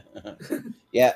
Well, I actually really like Quantumania, so it's one we can agree on. So, but Brian, Yeah, I never really heard Anonymous, so I'll go Real Steel. It's a Rocco Soccer Robots movie. yeah. Malcolm, what do you say? Yeah, Anonymous is actually a really good movie. It's like as JPO alluded to, it's directed by Roland Emmerich, who often does the whole big disaster movies. But it's just one of those weird ones I didn't expect to do. But basically, they take the whole concept of did Shakespeare really write all his plays aspect and just sort of play around it. It's kind of this really interesting period political thriller. Like if you haven't seen it, I recommend giving it a shot. I'm not expecting you to like it or anything, but just give it a shot because it's not a boring period piece movie if that makes any sense. Okay. But It's on Hulu. I do enjoy Real Steel, but I'm going to give some love to Anonymous. Yeah. Well, I've never seen an Anonymous, but I don't know. Like it looks kind of interesting, but like Real Steel is great. Like I'm a huge Jackman fan. And yeah, even with like Evangeline Lilly in there, and then I think what's his name from The Walking Dead is in it, right? I think that. Am I right? The guy that plays Shane, I think he was in that. Maybe I'm way off on that. I don't know. I mean, I don't know who played who in The Walking Dead, so I can. He's talking about John Bernthal, I think. Yeah, I could have sworn he was in it, but I don't know. I didn't look up the cast. I don't remember actually. No, he's not in it. But I was thinking of for some reason Kevin Durant. I was getting him mixed up, but yeah, he's in it. He's good. Yeah, and also Anthony Mackie, like he's good in it too. But yeah, but yeah, Kevin Durant always plays like a really good kind of like asshole kind of guy in these movies. So and yeah, I was really surprised. I went into it Real Steel thinking it was just going to be like a generic kind of like not that great movie, and it was actually really good. So as far as family movies go, it might be like one of the best like family movies in like the last like 10 years for me, or this is over 10 years, but the last like 15 years maybe. So yeah. Real Steel. And Real Steel is going to move on here. Yeah. Next up, we've got Shame up against Super. Cool. Interesting matchup. So it'll be Steven first. So what do you got? I haven't seen either one of these, but I do eventually want to see them, especially Shame, since I've heard such great things about it. Even though I'm not really sure I care to see Michael Fassbender. Yeah. But whatever. I mean, if it's a good movie, it's a good movie, and I hear it's supposed to be a great movie. So, and plus, what's her name? From An Education and Never Let Me Go. What's her name? Carey Mulligan. Carey Mulligan. Yes, Yeah. I love her, and she's in the movie too. So, yeah, I'll go with Shane. Yeah, sounds good. Brian, what do you say? Yeah, I never heard of Shame. Sounds like a most bad movie. I gotta say, but I'll go with Super. It's a great early James Gunn movie, and well, an R-rated version of Kick-Ass almost. So Super. Yeah. Shame is about a guy who has sex addiction. Yeah, that's it. But Malcolm, what do you say? Yeah, I haven't seen either of these movies. One of these days I do want to delve into more of Steve McQueen's movies because they just sounds really interesting. And it's got Michael Fassbender, so it can't be too bad. But but Super just sounds really interesting. Like you've got Rainn Wilson as there, and Liv Tyler, Kevin Bacon, Nathan Fillion, a lot of James Gunn's usuals. Plus, you've also got Rob Zombie as the voice of God, and for whatever reason, I don't know. So just because of interesting, usually it's the voice of the devil. Yeah, but I'm going to go see because it's a movie I really do want to check out at some stage. Yeah. I know I've seen Super like at some point. It's just been a really long time to really remember a whole lot about it. So probably saw it once and just don't remember. But it sounds way more like my type of movie, sort of like an indie kind of like superhero. Yeah, like along the lines of Kick Ass or something. And yeah, Rainn Wilson playing the Crimson Bolt is, I guess, kind of might be a suit kind of like the Flash. It may not be like that character, but the look of it. But and yeah, shame. Like I really do like Michael Fassbender. Like I mean, I would watch the movie, but I'll probably go with Superhero though. So yeah, GPO. Yeah, Super. It's an early James Gunn flick. Rainn Wilson's pretty interesting in it here. Makes some punches you don't necessarily see coming. But Shame's a pretty gripping tale with Fassbender. Well directed. Mulligan's kind of heartbreaking in it as well. I'm edging towards Shame on this one. Yeah. Well, I think it's gonna be Super though. Yeah. I'm Super. Thanks for asking. Yep. Super. Hangover Part 2 up against 10 Years. All right. It'll be Brian first. Yeah, I haven't seen 10 years, but Hangover was like remake, sort of remake the first one. I'll go Hangover since you've seen it. Yeah. Malcolm. Yeah, I don't even know what 10 years is until Jordan told me to put it Also, in here. Yeah. It's really good. But I do enjoy the Hangover movie, so I'm going to go Hangover Part 2. Yeah, so I'm actually not a huge Hangover fan. I think those movies are kind of overrated. Like, especially I think that the second one may be the worst of them all. But yeah, 10 years though is a lot of fun. It's about these guys going back for their 10-year high school reunion, and it's got a big cast with Channing Tatum and Rosario Dawson. They're kind of like we're like a fling, and then I think when he comes back, Rosario Dawson might be married or she's in a relationship of some sort, but they kind of have some sparks there, just a little bit still, and then has Oscar Isaac, Justin Long, Chris Pratt. So it's a good little cast, and yet it's just kind of them just exploring all these relationships, just seeing where they're at at their 10-year high school reunion, which makes me feel old because this September is going to be my 20-year high school reunion. So yeah, thanks 10 years for making me feel old, but the movie's really good. So if you haven't seen it, I would highly recommend it. It's pretty funny. It's got some heart to it. It's got a lot of that. So yeah. But JPO? Yeah, I'll follow suit with you on that. Hangover 2 has some laughs, but it's also kind of repetitive, kind of money-grabbing sequel. So I'm going to give to the movie that's a little bit more original, at least at 10 years, as you mentioned. Really good cast here. It's kind of a simple, nice, tale of, these people kind of catching up, which is what could have been, what could have, been between some people and whatnot. And, hey, I'm all for the sequel, 20 years. Yeah, right. Yeah, we should do it because it's kind of interesting because you get to see some of them have families, some of them have good jobs, some of them are like not doing so well. They're just like single and kind of struggling. It probably like a lot of 10-year reunions end up being. So yeah, but Steven, what do you say? I mean, I don't really think you can call Hangover 2 overrated just because it's not rated highly. Yeah, that's very true. It's rated just where it should be then.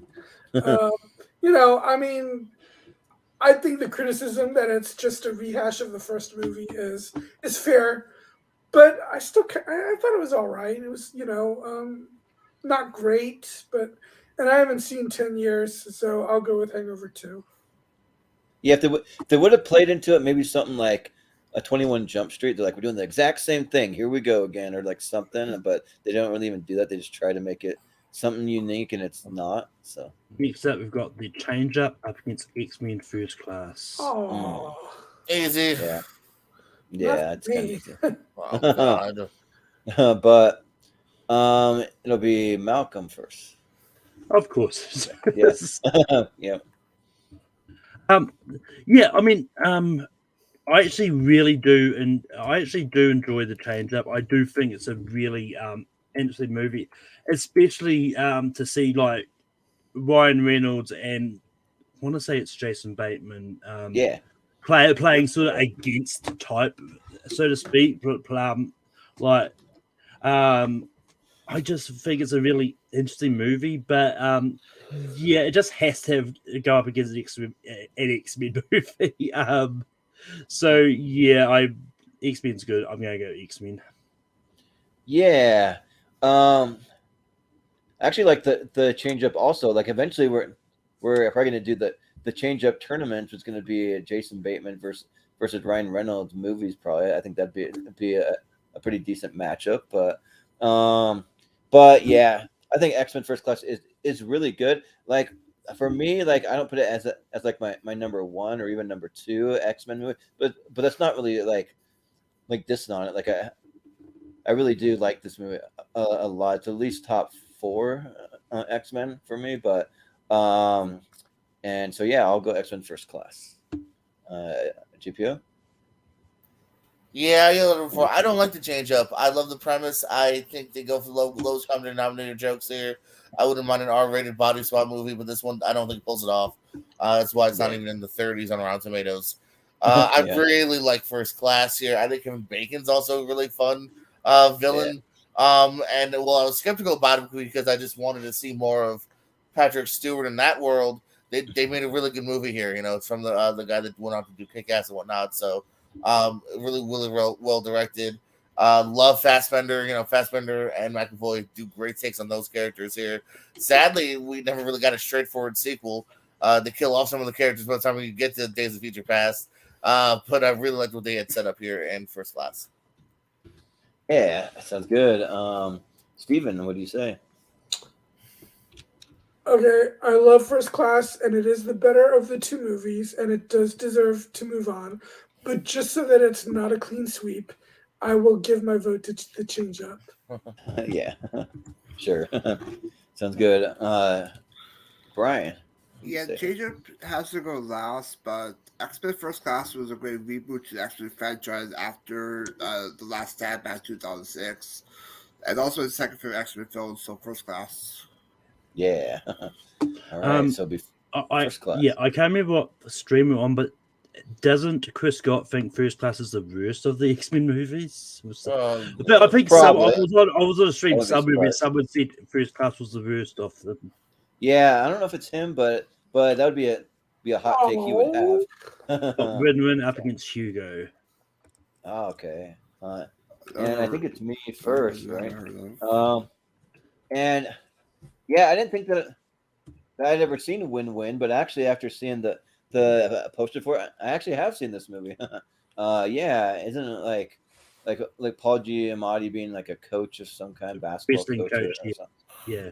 Oh, the wrestling coach. Okay, yeah. So I have seen it, but it's not like I remember all that much about it. I barely remember hardly any of it. But Hugo's great. And Hugo's just one that I always think of like it might be an animated movie, but it's not. It's live action, but it has I don't know, that kind of vibe to it to me. But it's a really good Scorsese movie, and yeah, I think I'll give it to Hugo. JPO. I like Hugo a lot as well here. I think it's a fantastic tale. It's maybe the best of the three. I'm sorry, I'm thinking of Spielberg now. But wrong guy. It was giving me Spielberg vibes. But no, but Scorsese, I think really shows how eclectic he can be. I'm gonna give my vote to Win-Win. Actually, I think it's a great Paul Giamatti role here. And I think it's very underrated and underseen. So I want to spread some light on that. Yeah, sounds good. Steven, what do you say? So I was gonna give my vote to Win-Win just to give it a vote, but now I'm afraid that could end up backfiring if I do that. Hugo deserves, because as much as I enjoy Win-Win, Hugo does deserve to move forward. So I will go with Hugo. Yeah. Brian, what do you say? Yeah, I'm also going with Hugo on this one. Who knew Scorsese could do like a family film, like Yeah. San J Station. Sacha Baron Cohen has a great supporting performance. Yeah. The person in charge of the train conductor played. So yeah, I'll go Hugo. Yeah. Sounds good. Malcolm, what would you say here? Yeah, I mean, when I first heard about Hugo being made, like on paper, it does sound like the kind of movie that Spielberg would make, not Scorsese, because I think this is Scorsese's sort of first family movies he's ever sort of done.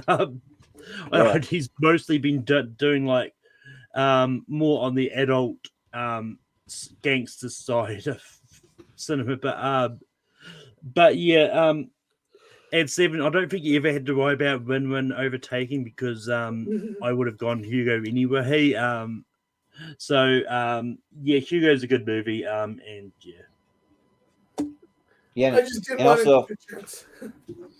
yeah, and also shout out Christopher Lee. Like he's in it and he's pretty good. So yeah. Ben Kingsley is great. Oh yeah. Yeah, also him. Next up, we have got The Descendants up against Attack the Block. Oh, I was hoping that The Descendants would go up against We Bought a Zoo, just because they're two very similar movies. Yeah. But we're back to JPO, so what do you got here?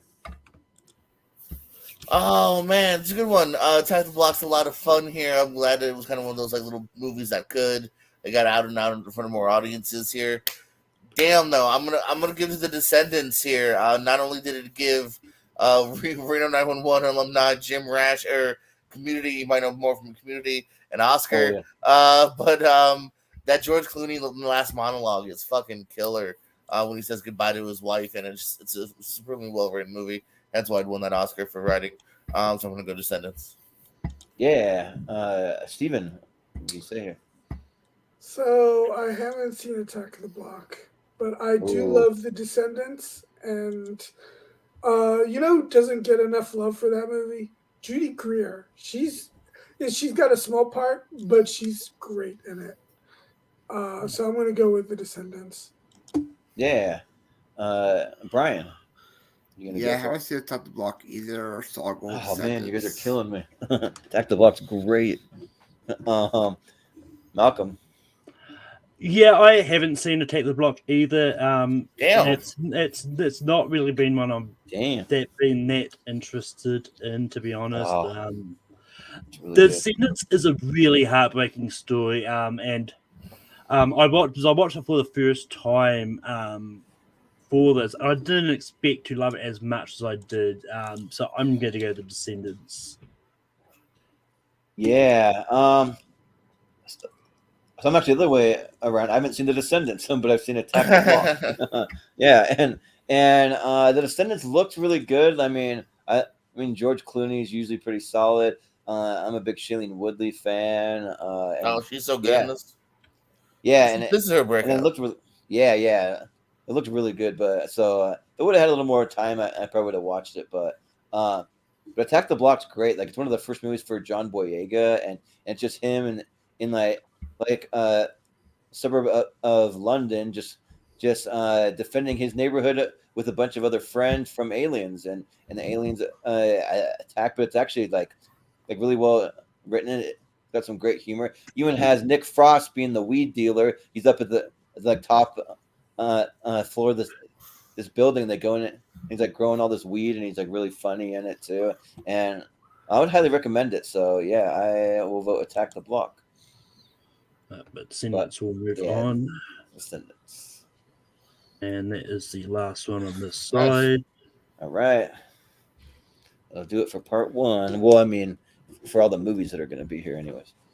So now we can move into the speed round. We've already got our pleasantries out of the way. So like you guys all know, we can just go roughly 10 seconds or less. We're making decent time, but we can try to keep it brief. So we got No Strings Attached up against Tintin.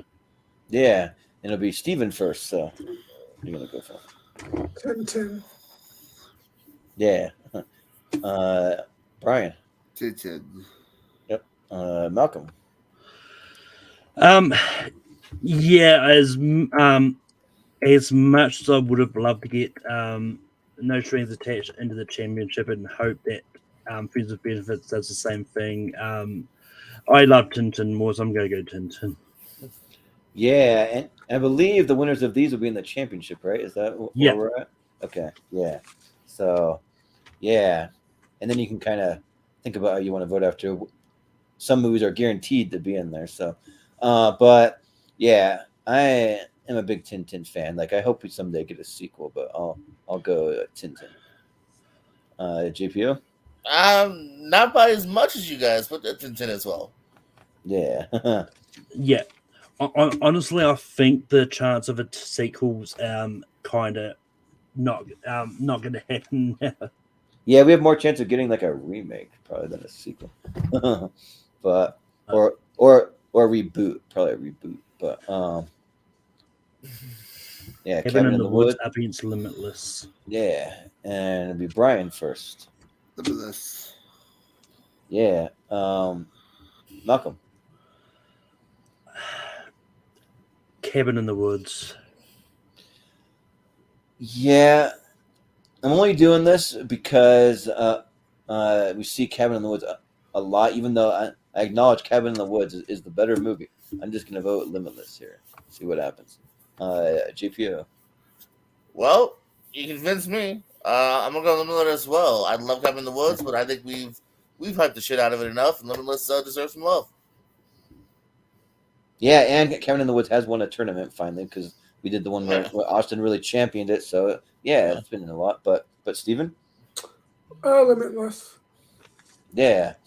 So it'll be Limitless. As I already wrote down Cabin in the Woods because I thought it would win. 21 Jump Street up against Young Adult. All right. So, Malcolm, you'll be first. I do enjoy Young Adult, but I think I like 21 Jump Street a little bit more, so I'm going to go 21 Jump Street. Yeah.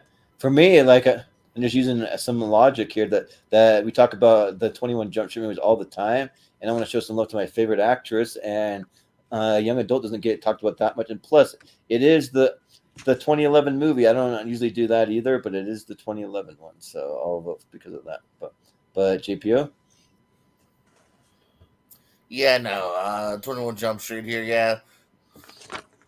Yeah. Steven? Young Adult. Yeah, so it's down to you, Brian. Jump Street. All right, it'll be Jump. And actually, I don't think it was. I think it was already Jump Street, right? No, it was down to Brian. All right, cool. So 21 Jump Street is 21 going Jump to Street. be... All right. Sounds good. Got Hannah up against Kung Fu Panda 2. Right. And it'll be me first. And I think that I'm going to give it to Hannah. It just kind of comes down to if you put these two in front of me, what I want to watch right now, that'll be Hannah. But that might change on another day, but I'll go Hannah. JPO? Yeah, let's go to Hannah. A little more original. I'm good with that. Yeah. Steven? Hannah. Yeah. Brian? Just to show some animation championship cover panel 2. Yeah. Malcolm? Yeah, I kind of prefer Hannah's sisters, but but yeah, had I started watching Hannah when we started the stream, it would have been done by now, but I didn't, so I just hadn't seen it. So I'm going to go Kung Fu Panda, but Hannah still moves on. Yeah, we should see it. It's actually really good, but. As I said, I hired it out to watch for this. I just haven't got around to watching it. All right. Yeah, that makes sense. Maybe for the championship. So the Lincoln Lawyer and 50-50, which we never really talked about 50-50 if anyone wants to, but it'll be JPO first. Oh, this is a good one. This is a goodie because I like not to talk about 50-50. I like this one a lot here. Kind of like Funny People. It really kind of has that line of like, it's really dark. It's JGL doesn't know if he's gonna live, and then it's also very funny at times too. I'm actually gonna go 50-50 here. I think it's a pretty good movie. One I've been meaning to rewatching it actually because it's been a minute. Yeah. Steven, what do you say?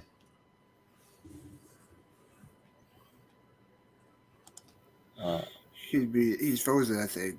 You frozen or you muted or both? I was frozen. Oh, there you No, go. it wasn't good. Okay. I think 50-50 was better than Funny People because Funny People has that third hour that didn't work for me. Yeah. But I gotta go with Lincoln Lawyer. Yeah. Brian, what do you say? 50-50. Yeah. Malcolm.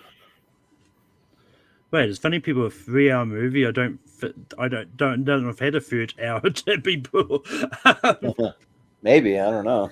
Maybe it feels like it drags. I'll just say that feels It's either like 2.5. It's either 2.5 or 3 hours. Yeah. But I mean, you said that third hour, so anyway, I think I know what you meant. But yeah, as much as I do like the Lincoln Lawyer, I watched 50-50 for this, and I do enjoy it a little bit more, so I'm going to go 50-50. To be fair, I mean, Funny People is a Judd Apatow movie, and his movies are getting a little long-winded, especially for a comedy. Like most good comedies need to be 90 minutes or like maybe 2 hours tops. But I mean, just make them shorter. But I will say is that I cannot stand Funny People. I actually hate that movie. I think it's terrible. Like I actually turned it off halfway through. I'm like, what is this? Like there were no funny people in it, even though they're supposed to be funny. They're funny in everything else, but not in this movie to me. But 50-50 is great actually though. I actually do like 50-50 and probably just slightly more than the Lincoln Lawyer. So I'll go 50-50. And for anyone that's wondering about the TV series, me and my ex-wife tried to watch it. It wasn't good, but the movie's good. So, but I think it'll be 50-50. So did you go Lincoln Lawyer, Jordan? I went 50-50. Yes, that would be 50-50. Yeah. That sounds good. And I mean, I think for the movie Funny People, I don't think it's necessarily supposed to be a predominantly comedy. I think it's listed as a comedy drama, so I think it's. I'm gonna see what it was going for, but part of it was just grating to me. We've got Drive up against Transformers. Well, anybody voting Transformers here? You just put through Drive. No. You just do Drive. Make it easy. Well, I mean, Austin will be happy because I think he wanted Drive to come at least to get the championship. Yeah, so it'll be there for him. Yeah. Muppets up against Scream 4. All right. So it'll be JPO first. Muppets and Scream 4. Oh, I hate to say it, I'm gonna go Muppets here. It's a really nice tale. The music works, the cameos work. I love Siegel's take on it. So yeah, Muppets sadly. Because I love the Scream franchise, but yeah. Yeah. Steven, what do you say? Scream 4 is the weakest of the Scream movies, and the Muppets has Amy Adams and Jason Segel both being adorable and Chris Cooper singing. What's not to love? It's the Muppets. Yeah. Brian. I'm going Muppets on this one. JC brought Muppets back after being had productions like the past few years, so Muppets. Yeah. Plus, I had Jack Black. Oh yeah. Oh yeah, that was hilarious. I love them kidnapping Jack Black. Yeah. But Malcolm, what do you say here? I don't know. Scream 4's got Emma Roberts just adorably stabbing people. Spoiler alert! But yeah, as much as I like the Muppets, I think Scream 4 is better than the Muppets, so I'm going to go Scream 4. Yeah. Yeah, this one's kind of interesting. I mean, I'm not a huge Muppets fan. I mean, I like them, but I don't love them. And JPO fell asleep or something, but or just left. But probably this might be one of the best Muppets movies out there. Like, I mean, aside from like the original one and the Muppets Christmas Carol. Yeah, that one's up there. But then this one, and I even like the Muppets, the Wizard of Oz one. It just makes me laugh. The little rat making jokes. I mean, you got Tarantino bit in that one. Yeah, yeah. But I will go for the Muppets here. Yeah, even though I'm a big Scream guy. Yeah, I do agree. 4 might be the weakest one. Yeah. So. But Muppets will move on, and it's big when JPO votes against David Arquette. Yeah. Hey man, former WWE champ. Sorry, buddy. Yeah. Got Just Go With It up against Harry Potter and Deathly Hallows. I think this one's pretty easy, but we can go around. So it'll be Brian first. Yeah, I should be the last pick for tonight. I'll go with Deathly Hallows Part 2. Yeah. Do you want to plug anything before you go? Sure. Plugs.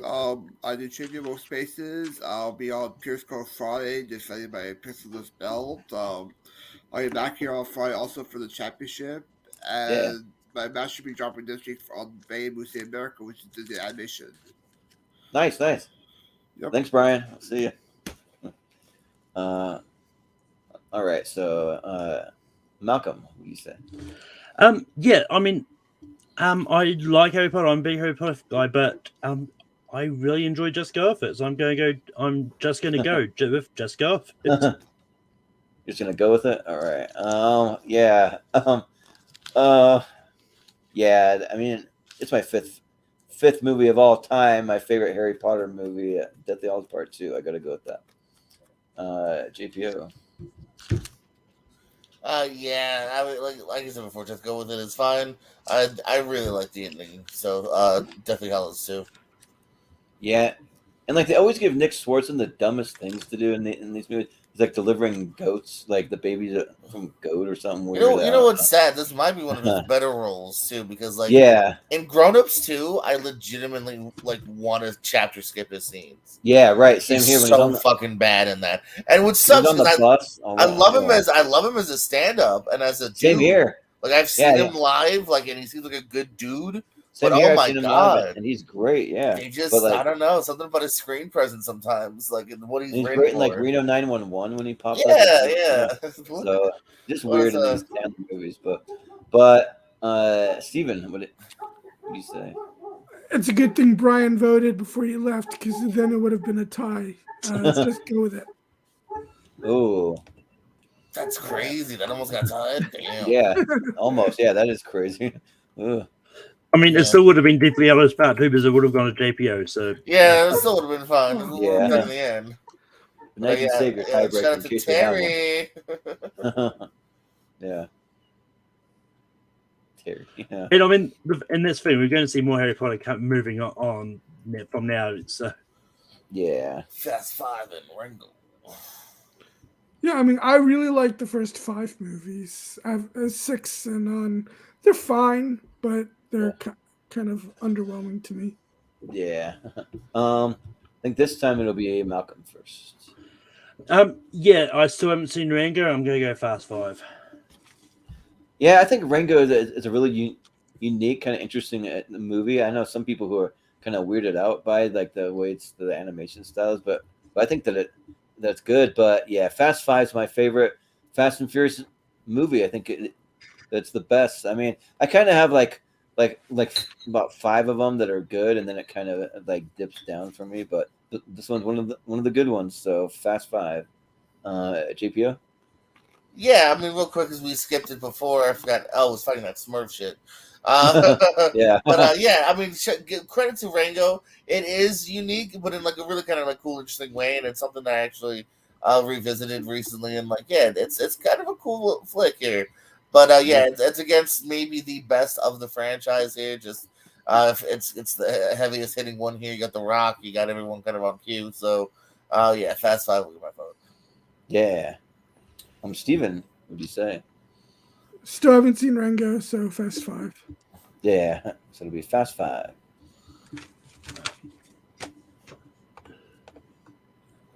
Next up, we have got Season of the Witch up against Friends with Benefits.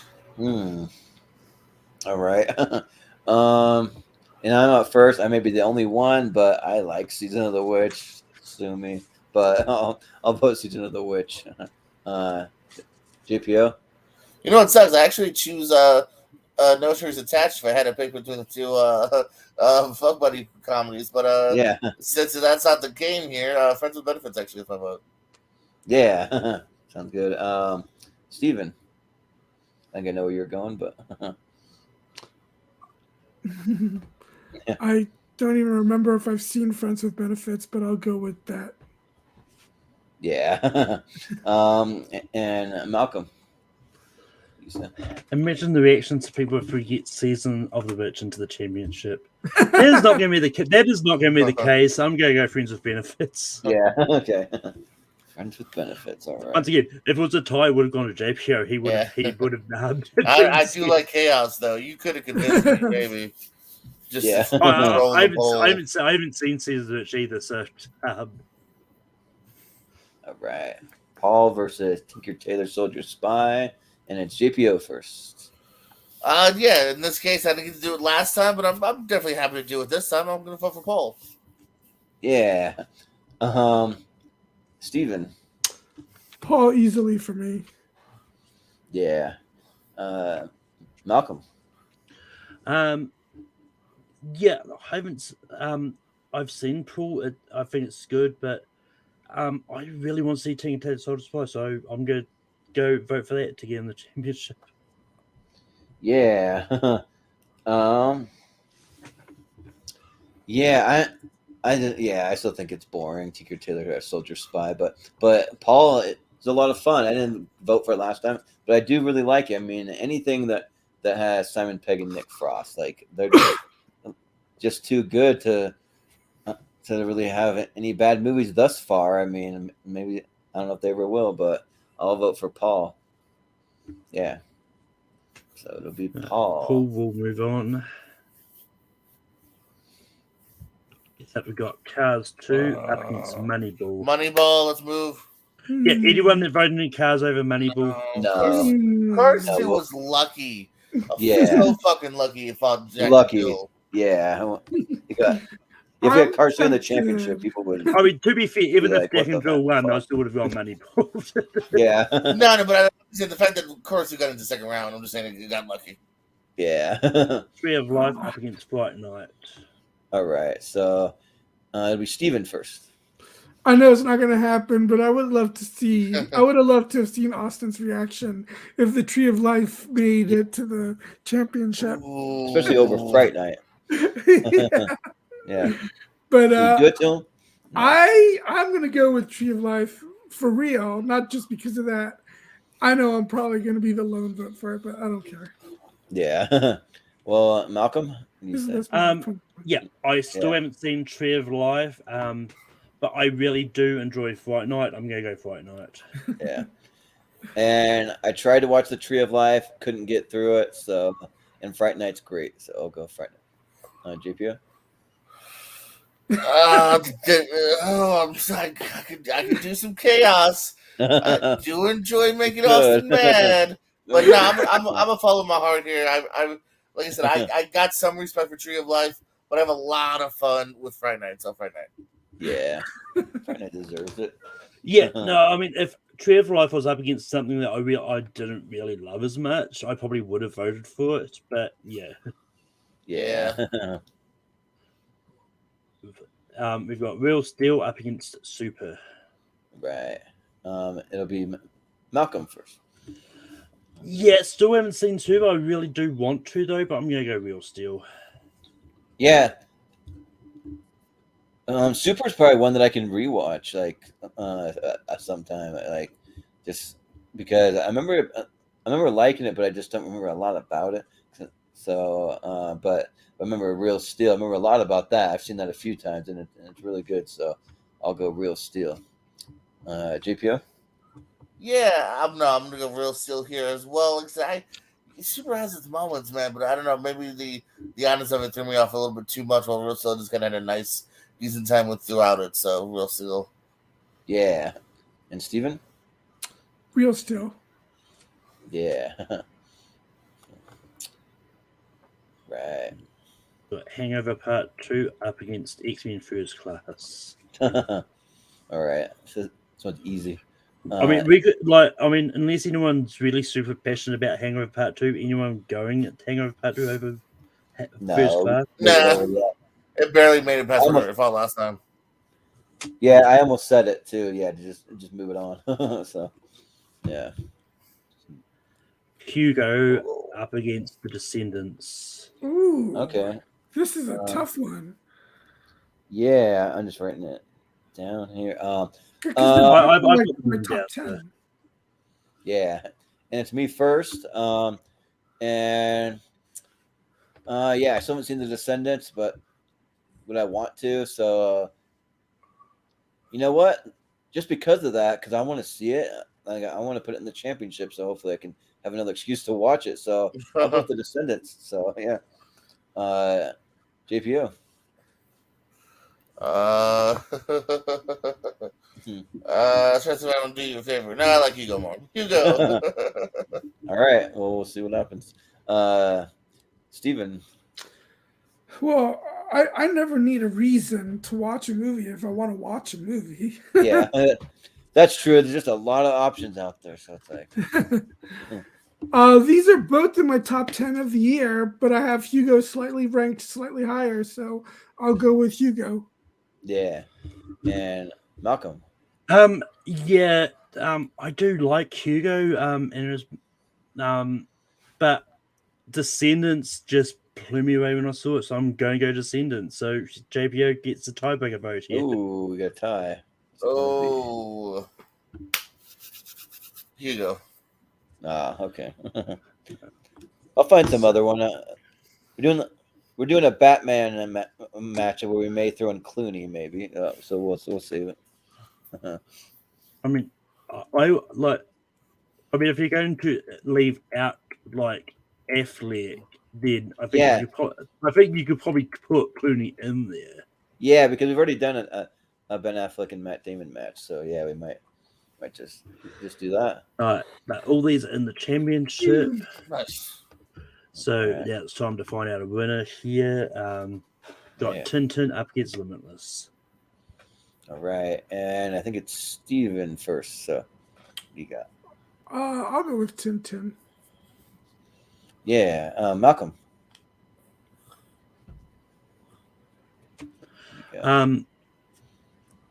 Yeah, I'm going to slightly go Tintin too. Yeah, Tintin 1. You mean?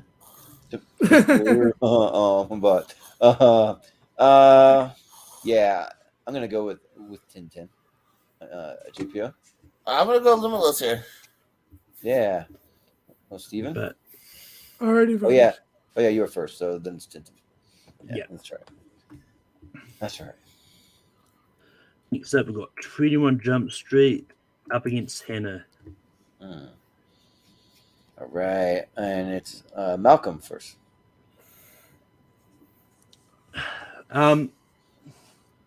So they're both in the championship. As far as I know, I don't think 20 Jump Street's actually won a tournament yet. I know we tried to do it in one of the 2012 ones, but it didn't work. But I'm going to go 21 Jump Street. Yeah, like, I'm kind of curious to see how far 21 Jump Street can go. It's already made it in, down the ladder once, or however you want to say it. So we'll see if it can keep it going. Let's go 21 Jump Street. JPO? I'm not as gone far enough. Let's get Hannah in, right, Steven? Sure. Oh, well. Yeah. Vote with your heart, whichever one you like the best. That would be Hannah. Oh, okay. So it'll be a tie, and Steven. Of course it goes to Steven. Yeah, I'll stick with Hannah. All right. That's fair. Also, we did try to get Twin Runners to win this again. Yeah, we tried. We got 50-50 up against Drive. It is a 50-50 choice. Yeah, all right. And it's me first. Yeah, I just watched all of Drive for the just today for the first time, and it was great. Like that movie is like amazing. So I'm gonna go with Drive. Yeah, like every time that I see another Ryan Gosling movie, I become more of a fan. Like he's slowly getting like into my like top 10 actors of all time. So 2011 JPO. was actually a big year for him too, because he had like Drive and What did he have? Crazy Stupid Love, and there was the third one. I can't remember what it was. Yeah, let's look it up. But Gosling. Anyway, JPO. Oh yeah, he was in the Ides of March, is what he was in. Oh yeah, that's right, and that was Yeah. great too. Yeah. So JPO. I'm gonna go Drive here. Yeah. Steven. Yep, Drive. Yeah. And Malcolm. I would have gone 50-50. All right. but Well, Drive it'll be was Drive. mine. Yeah. But it's not a Right. 50-50 vote because it's 3-1. Yeah. Yep. Sorry. We've got the Muppets up against Harry Potter and Deathly Hallows. This time it'll be Steven first. I won't have Brian. I don't have Brian here to back me up. But I'm going with the Muppets. Yeah. Malcolm. You clearly haven't been paying attention now that I've been voting against Harry Potter this. No. But I love the Muppets more than Deathly Hallows Part 2. I'm going to go the Muppets. Man, like for me, it's Harry Potter by a country mile, like over the Muppets movie here. So yeah. I mean, it's got Amy Adams, and I love Amy Adams. Yeah, but this is like the epic conclusion. I don't know. For me, it worked. I know for you, it probably didn't with anticlimactic or whatever. But the first Muppet, this isn't the Muppets movie. It's just the Muppets. The Muppets movie is a 70s movie. Oh, the Muppets. Yeah, whatever you want. Yeah, but yeah, Harry Potter for me. GPO. Harry Potter. Yeah. So it's a tie to And Malcolm. it comes to me, the Muppets. Man, I thought you were the Harry Potter guy, one of them in this community. Yeah, no, I love Harry Potter. Deathly Hallows Part 2 is not. I like the Muppets more than Part 2, but when we get to the other Potters, it'll be different. Yeah, Maybe I different think- depending on what it's happening. I think Chamber of Secrets is my favorite, actually. That one's good. Yeah. Fast 5 up against Friends with Benefits. Yeah, this one's pretty easy, I think. But Malcolm, you're up first. Yeah, I mean, I do like Friends with Benefits, but I'm going to go Fast 5. Well, like having friends with benefits, but I don't like the movie, so I'm going to go with Fast 5. Yeah. GPO? Let's see here. Fast 5 for sure. Yeah. Steven? Fast 5. Yeah. All right. Next up, we've got Paul. I think Up one of my against friends with Moneyball. benefits commented in the chat. Shout out, Hannah. Hey. But anyways, who's up first? I think it is JPO. Oh, Moneyball. Yeah. Steven. I'm gonna go with Paul. Yeah. Malcolm. I'm going to go Moneyball. I think I'll also go Moneyball. I'm a sports guy, so I vote for sports movies quite often.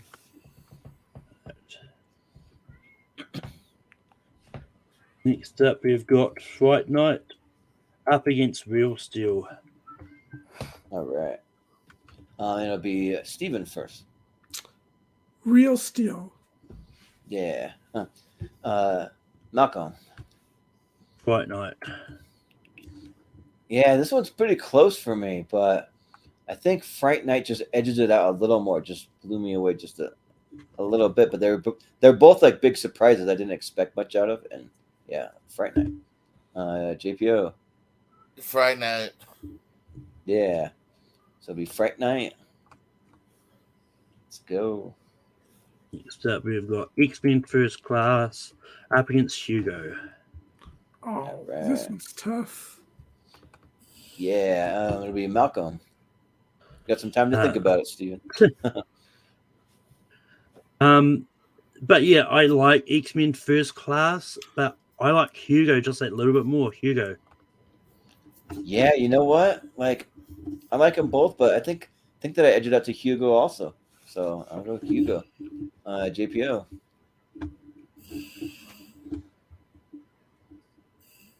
JPO. I knew Wakey, that was wakey. sooner or later. That's the only problem with the Ross method, Yeah. man. Is damn, it's comfy, and I've been here for 2 hours almost now.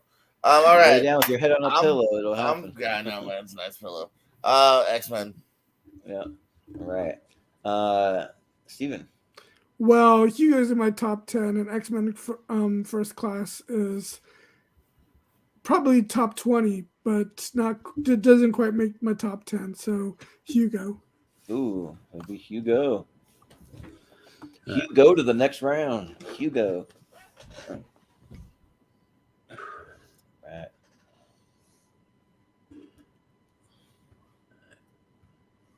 Right. So Tintin. And Hannah. all right. Ooh. Hannah. And it'll be me first. Yeah. Ooh, this one is tough. Man. I think that I edge it out to Tintin here, but I mean, one of those ones to ask me in like a couple hours, and it could be different. But yeah, Tintin. JPO. Let's go with Tintin. Yeah. Steven. Oh, I love Hannah, but yeah, I'm gonna go with Tintin. Yeah. Malcolm. I don't know what you're doing here. This is easy. Tintin. Yeah. Not easy, Well, Tintin. because I think they're both fantastic. Yeah. I mean, it's easy when you haven't seen one of them. So, Well, Tintin, I made sure I saw it in theaters. It was under Chris Scott's recommendation because he like read the like either comics or graphic novel. There's something that was based on. you got Drive up against the Muppets. Another easy one. All right. And I think it's JPO first. JPO, Drive or the Muppets? Drive? Okay. Drive. Steven. I wish I knew who had the tiebreaker. I know who has it.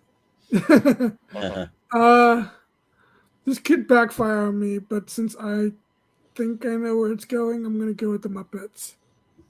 Yeah. Malcolm. Yeah, I mean, I like Drive, but I like the Muppets more, so Muppets. Yeah, I think I like Drive more, so let's drive it on into the final four. And also, before anyone says anything, yes, I did accidentally put the Liam Neeson unknown poster in the wrong extra when I made up the bracket, which is why you see it in the background. Oh, okay. I noticed that, but I was like, whatever. Yeah. I never noticed that before. That's kind of funny. Because it was zoomed so far out, it really isn't. It was getting more noticeable every time I zoomed in back in. Okay, yeah. Nice. Fast 5 up against Moneyball. All right, this is Tournament Fights brought to you by the movie Unknown, starring Liam Neeson, in theaters like 13 years ago or whatever, 12 years ago. Who's first? I think it's Steven. So Fast 5 or Moneyball? I'll give it to Moneyball. Yeah. Malcolm.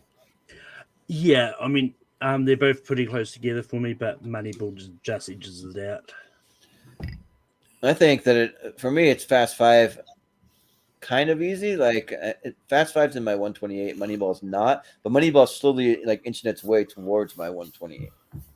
But I'll do Fast 5. JPO? Oh, damn. This is a tight one, but yeah, this is Moneyball. Ooh, so it'll be Moneyball. All right. Next up, we've got Fright Night up against Hugo. All right. And I believe that it is Malcolm. Yeah, as much as I love both of these movies, I appreciate Fright Night making it this far, but I really love Hugo, so I'm going to go Hugo. Yeah, this one is really close for me, but I just think Fright Night surprised me more. I mean, I don't know what actually which one I think is better. It's close, but I'll go Fright Night. JPO? I'm with you on that. Friday Night. Yeah. Steven? I'm going to go with Hugo, but Fright Night still is going to go through. Yeah, JPO there's a tie. JPO gets a tie break. I know, that's why. Still for Anton. Friday Night. Yeah, Anton Yelchin. Down to the final four, which is definitely an interesting All final four. And it was, like, got a lot of different movies as well. Like you got your animated with Tintin, you've got action with Drive, your drama with Moneyball, and your horror with Fright Night. Yeah. Actually like that. We're just missing a comedy, but that's fine. And I'm actually, as far as I know, Austin's not here to back me up. I don't think any of these have won a tournament, so I don't think so. I'm like pretty confident that. Well, I mean, I think the only one, Fright Night's only been in a handful, and definitely didn't win one of the best remakes. So. No, it hasn't won horror or remakes or any of that. Yeah, so I guess our first one will be Tintin versus Drive, and it'll be me first, and it is close, but I think I got to edge it out to Drive. JPO? Drive or Tintin? Drive. Yeah.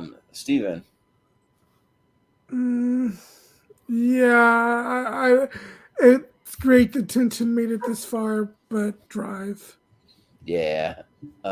Malcolm? I would have gone Tintin, but yeah, Drive it is. So we might do what Austin wanted, get Drive as a winner, maybe. But we got Moneyball versus Fright Night. So this time it'll be JPO first. Moneyball. Yeah. Steven? Moneyball. Malcolm? You know what? I actually like Fright Night more than Moneyball, so Fright Night. I'm almost with you, but it gets close. But I think I got to give it to Moneyball. So Moneyball it is in the champion or the finals, we'll say. So all right, this is it. We got to get to our winner. And for Drive and Moneyball, it'll be Steven first. So Drive. Yeah. Malcolm. Moneyball. Yeah. I think I gotta give it to Drive. I'm just on a high after watching it this morning. So yeah, Drive. JPO. Well, you must have passed because I'm on that high too. Drive. Yeah. Yep. It'll be Drive. So Austin, it actually worked. There you go. We got Drive in there, even though you're not here. So, So maybe he will push it through to advocate for it to win the whole best of 2011 championship. But I don't know. He might go, well, it's what a tournament now. Yeah, that is true. It actually has won one. So because I think but one thing I am kind of hoping happens is Wolf of Wall Street gets out of part 2 and we get Hugo versus Wolf of Wall Street in the championship. Yeah, that'd be kind of interesting. But now, if I just saw it Drive and I really liked it, will I like Only God Forgives or not really? Not necessarily. Really? Yeah, I don't like Only God Forgives. I only God Forgives was interesting because I don't think it's a good movie, but I do think Refn's stylish direction saves it from being a total, from being unwatchable. Yeah, because the movie started playing automatically when I watched it on Tubi, and so I saw like the first 2 minutes before I switched it off. But I was like, this kind of looks like a similar style. Like I don't know about this, but I don't know. but yeah, so that'll do it. That was fun, guys. So we got part 1 in the books. So we'll see what happens on part 2 and so forth. Yeah. So And I mean, it looks like all the rest of the holdovers is in part 2 because we only had 3 tonight, and 21 Jump Street is the only one that kind of is going to move on again. So yeah. Well, so, at least potentially because it's in the championship. But yeah, that is true. So I mean, it'll move on to the championship, but that's what I mean. Yeah, and we'll see. I guess because we're not going to do any kind of polls for part 1 and part 2 for the Elite 8. So the ladder series will be determined in the championship. So yeah, there's a chance it still could move on.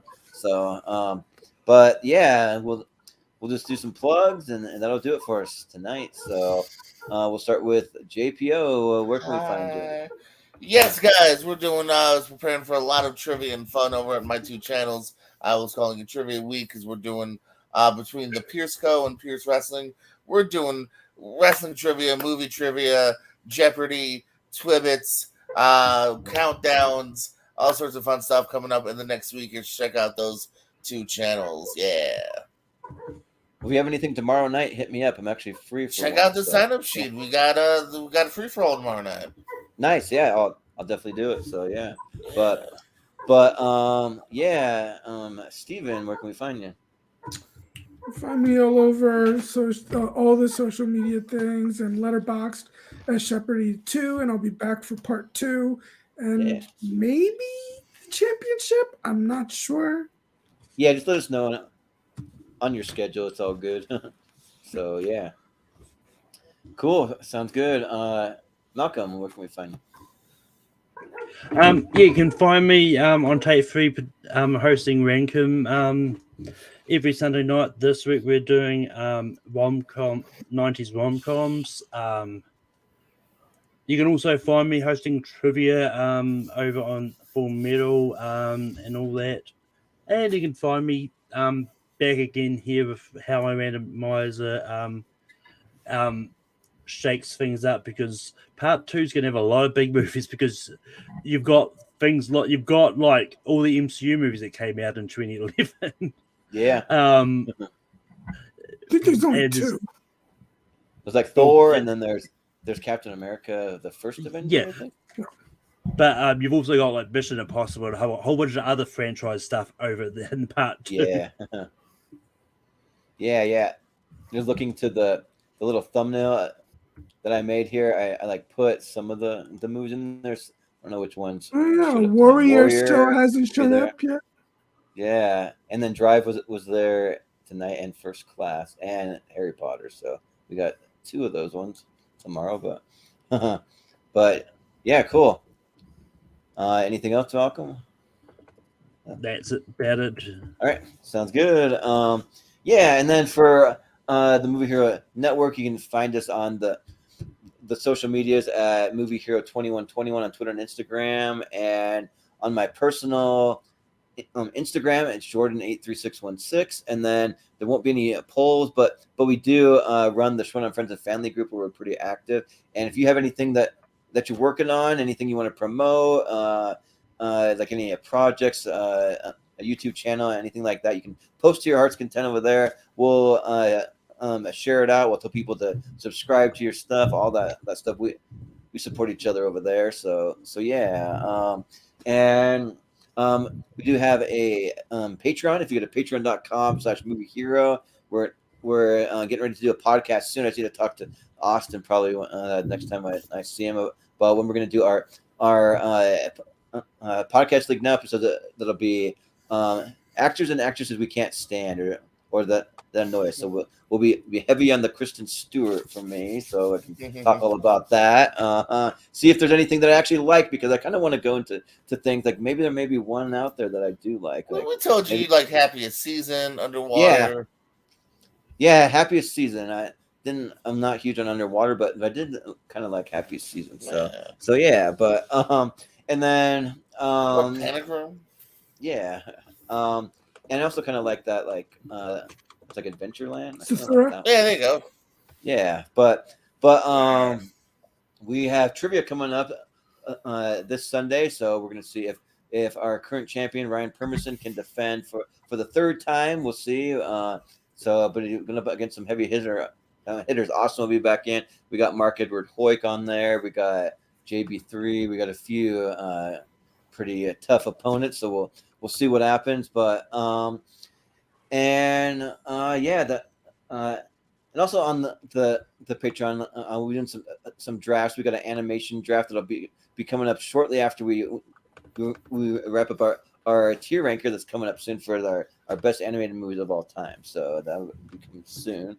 And and then we're getting ready. I want to try to do a push for people who have been subscribed for a while. Give away some of my movie posters that I have, just kind of sitting here collecting dust. So they should go to a good place where people can hang them up or display them or do something with them instead of sitting under my bed or whatever. But is where they all are. But and then just what's coming up for tournament fights and tier ranker. We're gonna obviously finish out our ladder series this week on Wednesday and Friday. But and then next week we're getting ready to start our best geek character series of all time. We're going to be determining the best geek character, and we have 8 different tournaments, and then the Sweet 16 of all of those will go into a big 128 at the end of it all. So we're starting with best Star Wars characters. So we'll be talking some Star Wars on Tuesday, and then Friday we'll finally be getting to our championship for best animated movies of all time. So that's going to be a tough one because it'll be the best of the best in there. So and then we have best movies with a city in the title, and then best movies with a state in the title on a Monday and Friday. But stay tuned for that, because I think for that week, me and Austin might both be out of town that week. We'll definitely be doing Monday, July 3rd, the day before 4th of July here in the U.S., but the Friday may be postponed. But just keep checking in our social medias. You can find all that there. And also, if you subscribe and you hit the little bell, you'll know exactly when those are going to be popping up. And then we'll be getting into best movies of 2010 sooner than later. So we'll have that series coming up in like mid-July. And then we're doing best vacation movies, which would be just movies where people are on vacation. So for the summertime. And then we're doing our next round of our best geek characters, which is going to be best Star Trek characters. So we'll be doing that on. And then we have our Movie Hero Monthly Mystery Tournament coming up, where we just spin our big wheel of movies with all of our partners in the channel, our regulars, and we spin it 64 times, and the first 64 to pop up will be in a mystery tournament. So that's coming soon. And then I've been working on best movies with one word title decade series. That'll be the next series for tier ranker after the animated one wraps up. And the first one's going to be 2016 until now, but like I'm finding well over 100 like from that time period. So we'll have to think about it, either be picky and like cut some out, or we just have a lot there, or I don't know. We'll have to figure out how we're going to do it, but that's what's going to be the next series.